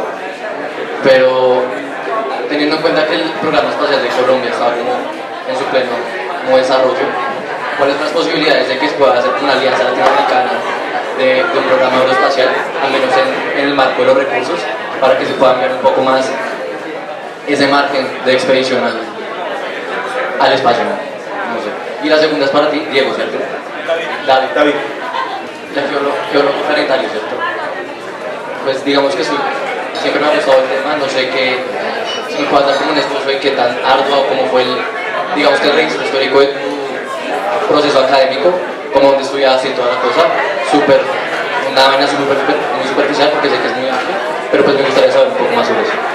Bueno, básicamente, ahí está el coronel Raúl, que tiene una pregunta, que qué chance hay de crear al estilo ISA de una agencia espacial europea, que sea una agencia espacial latinoamericana. ¿Es posible, es viable esa cuestión?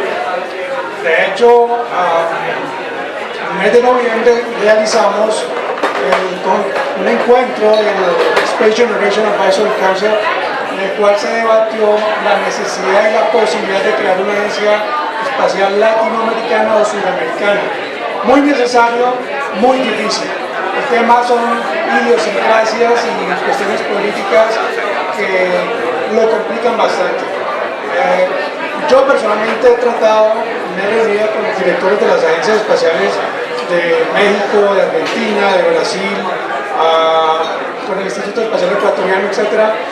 Y hay voluntad a nivel de las agencias espaciales, pero cuando se sube esa voluntad a nivel político, la cosa se complica bastante.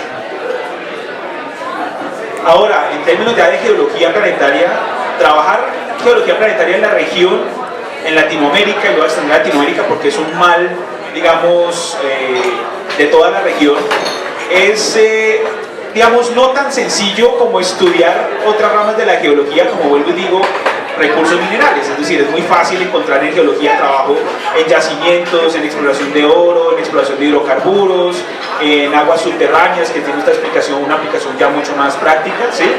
Pero digamos, el desarrollo de la geología planetaria acá en Colombia está sumamente en pañales. Hasta ahora estamos haciendo los primeros esfuerzos por consolidar ya proyectos de investigación con grupos de investigación en instituciones educativas de alto nivel, con el fin de darle ya un estatus en el cual sea viable realizar proyectos a largo plazo, con inversión, con resultados palpables. Ya en el caso particular, pues tengo, digamos, el orgullo personal, pero también la preocupación general. La primera tesis de pregrado en geología planetaria la trabajé yo en el año 2012. Yo hice una comparación de los eventos eruptivos más grandes de la Tierra con la luna Io en Júpiter, ¿sí? Y lo más cercano que se había trabajado así relacionado con geología planetaria, pero era más por la parte de rocas ígneas, era clasificación de meteoritos, la clasificación del meteorito de Santa Rosa, etcétera. Pero o sea, se puede hacer, y hay gente que está trabajando en eso, simplemente saber, tener los contactos y el entusiasmo para trabajar, pero se puede hacer. Yo tengo una pregunta, tengo dos preguntas en realidad. Primero, ¿cuál creen ustedes que es el impacto de la teoría cuántica en esto de nuevos paradigmas científicos, en esto de las ciencias planetarias, de astrobiología, por decir algo?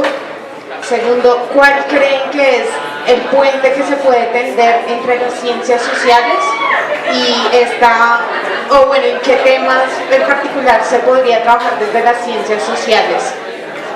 Yo respondo la segunda pregunta, lo del puente.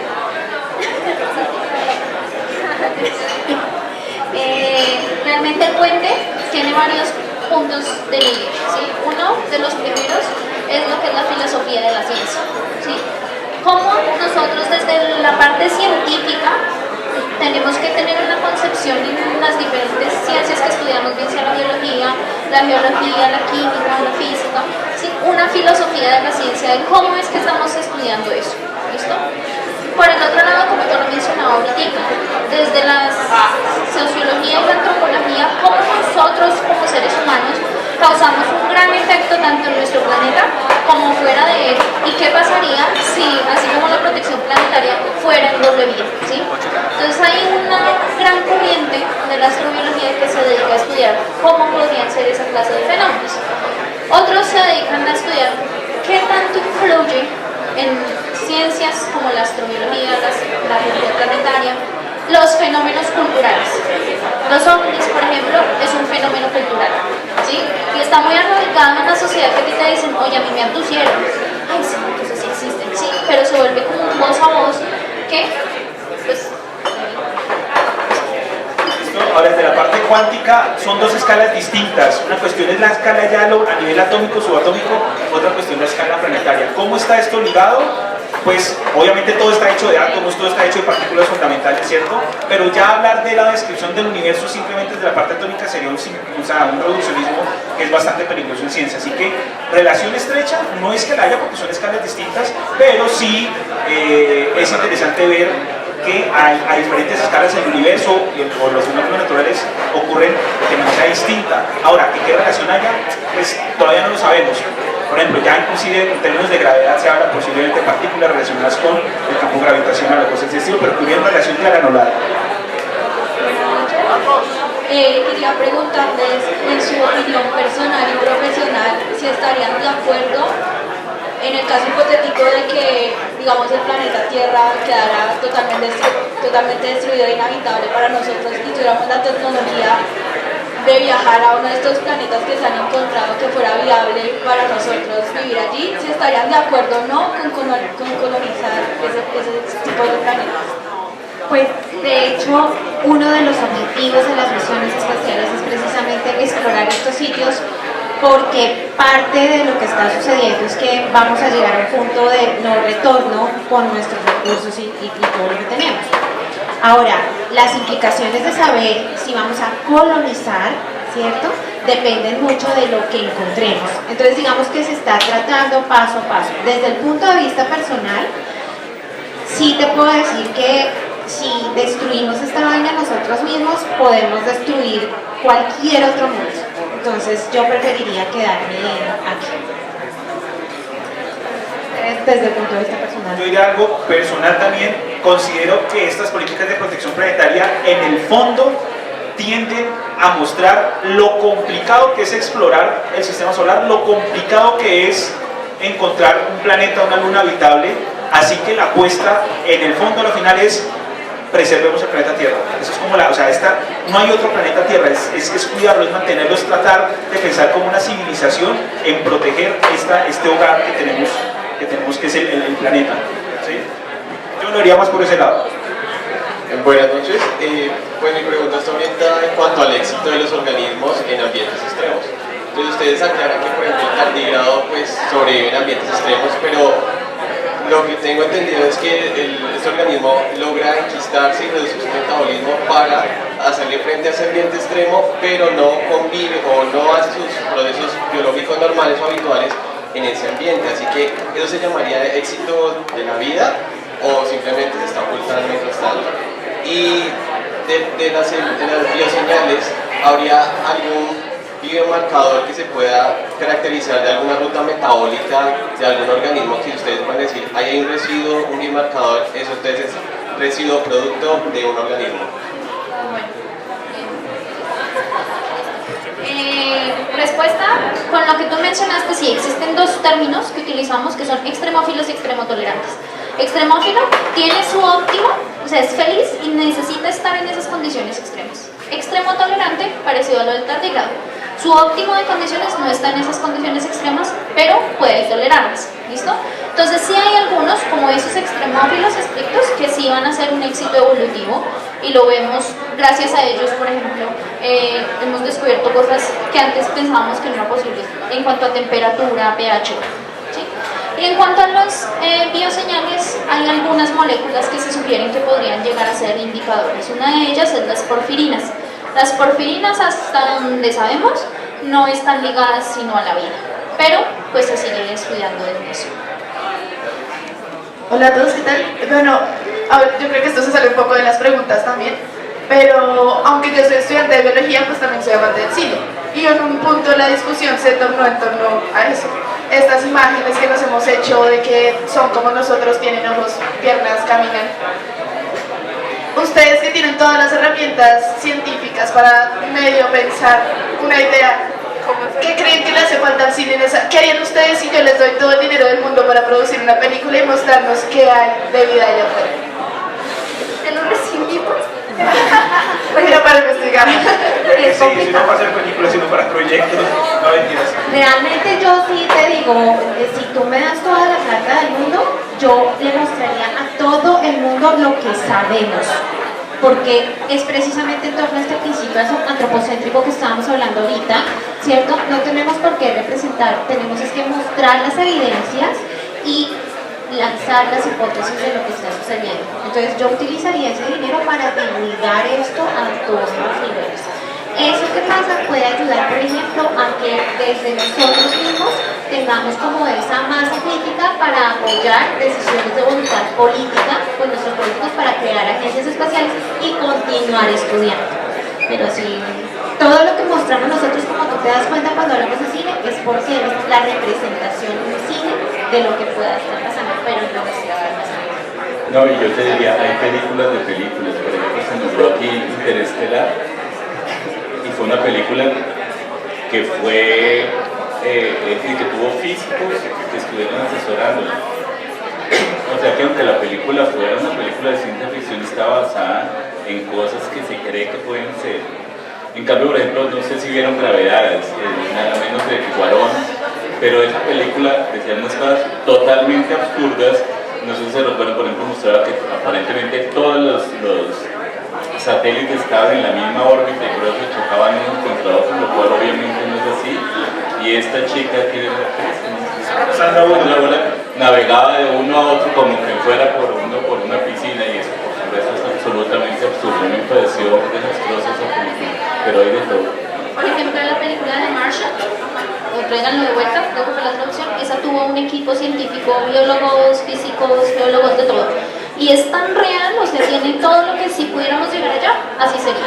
Hay grupos de investigación acá en Latinoamérica que están trabajando con cosas parecidas a esa película. El caso de eso es la Sociedad Científica de Astrobiología del Perú, que hace parte de la Red Latinoamericana de Astrobiología, y ellos trabajan con papas en el desierto de Pampas La Joya para simular la papa marciana. Ahora, ya con películas con presupuesto y con un presupuesto largo, Avatar, ¿sí? De hecho, Avatar cuando, claro, pero vean, eso es exactamente lo mismo, o sea, ya es muy volado, dice muy volado, pero vean qué es eso, es cómo surgirían estos seres vivos en otro planeta, ¿cierto? Estos árboles, estos seres azules, altísimos. Entonces, digamos, con las adaptaciones propias bajo la influencia en campo gravitacional, de la presencia de una atmósfera, con una presión atmosférica. Es bien interesante pensar todas esas posibilidades, pero que uno pueda decir ¿cómo podría evolucionar? Es que ni siquiera aquí sabemos por qué evolucionamos de la forma que lo hicimos. Y esa es una de las preguntas abiertas tan interesantes que hay en términos ya de los organismos vivos aquí en la Tierra. Por eso la astrobiología se encarga no solamente de buscarlos por fuera, sino de entender cómo surgieron acá y por qué lo hicieron de la manera que lo hicieron. Buenas noches. Bueno, precisamente yo tengo una pregunta sobre evolución. Se me hace un poco más sencillo entender la evolución en ser un ser asexual, pero cuando ya la pienso en un ser sexual, ¿cómo hacen dos seres para ponerse de acuerdo? Para que uno tenga un espermatozoide, el otro tenga un óvulo y todo encaje tan perfectamente. Es una de las preguntas que más difíciles se me hace. Bueno, esta como en general, quien pueda. Y también tengo una pregunta para Diego. David. La próxima traigo aquí un batch con el nombre. Bien. Vale, viene con una compañera y ambos estudiamos geociencias. Queremos, aquí en los Andes. Sí. Queremos ser geólogos planetarios, entonces, ¿cómo hace un colombiano? ¿A dónde tiene que ir? ¿Cómo hace para estudiar geología planetaria? ¿Y en qué se da qué posibilidad de desempeñarse en lo que uno estudió, digamos, como biólogo planetario. Listo, perfecto. Entonces, arranco con cortico, algo cortico, si quiere hablamos al final, ¿le parece?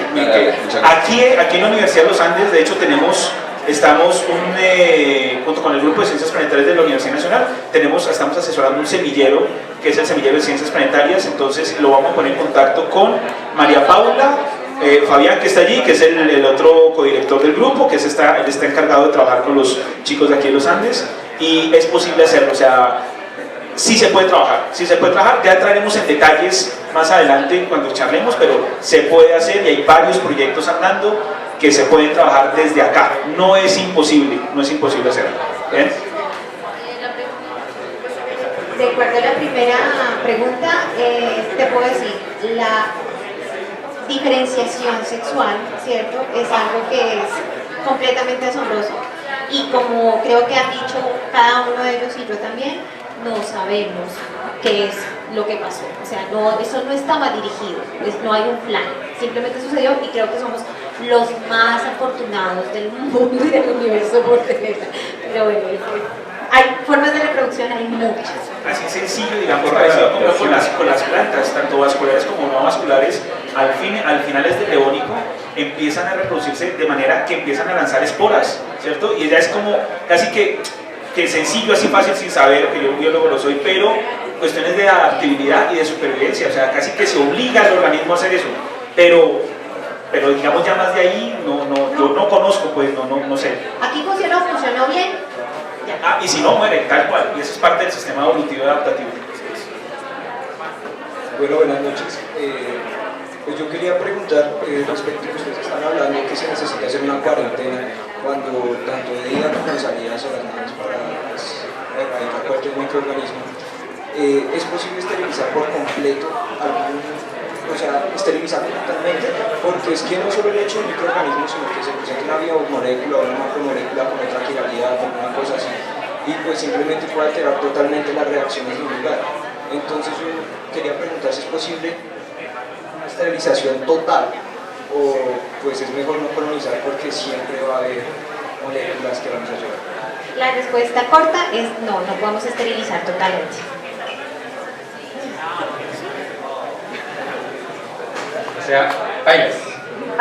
De todas formas hay riesgo de llevarte algo, de todas formas sucede. Nosotros tenemos un ejemplo, por ejemplo, de extremófilos, son bacterias que existen en las altas capas de la atmósfera, que están, por ejemplo, sirven para nucleación y todo esto. Entonces, ahí, por ejemplo, para Listo. Y respecto a biomoléculas, igual.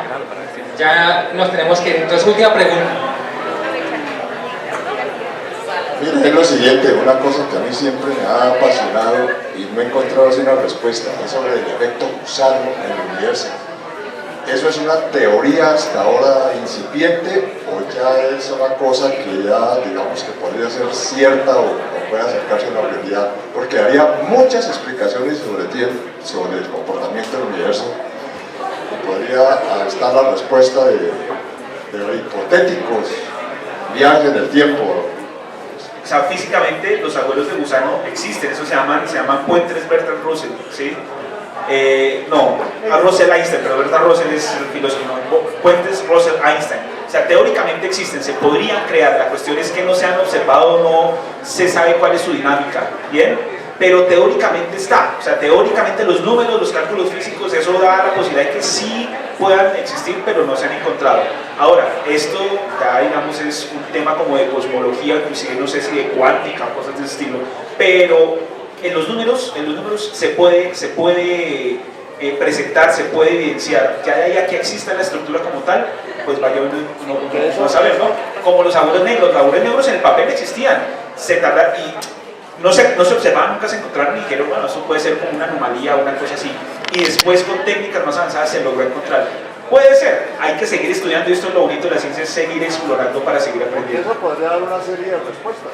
No, muchas cuestiones, y se podría ampliar un montón nuestro conocimiento y podría ampliar un montón, inclusive los viajes interestelares, ya hablar de recorrer grandes distancias en cortos tiempos, acortar el espacio, bueno, un montón de cuestiones, pero la cuestión es encontrarlos, pero que pueden en el papel existir, sí pueden existir, pero no se habría que manejar unas energías tan grandes para crearlos que no las tenemos, estamos lejísimos de poder hacer eso, pero uno no sabe si alguna civilización podría manejar esas energías, pero como dice David, teóricamente son posibles.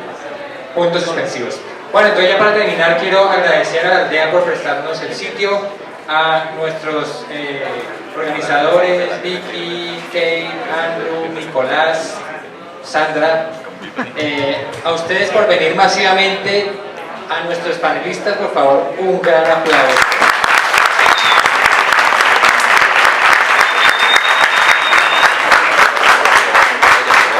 En realidad, gracias porque es de la vez que ha venido más gente. Y por favor no olviden, si quieren adquirir, apoyarnos, tenemos calcomanías chéverísimas de Ciencia para su merced con animales y plantas de Colombia. Allá en la esquina también tenemos mugs, camisetas, y agarren su muestra de la revista Hipótesis, que está buenaza, como decía Mario. Entonces nos vemos en un mes con otro tema fascinante de ciencia, café para su merced. Chao.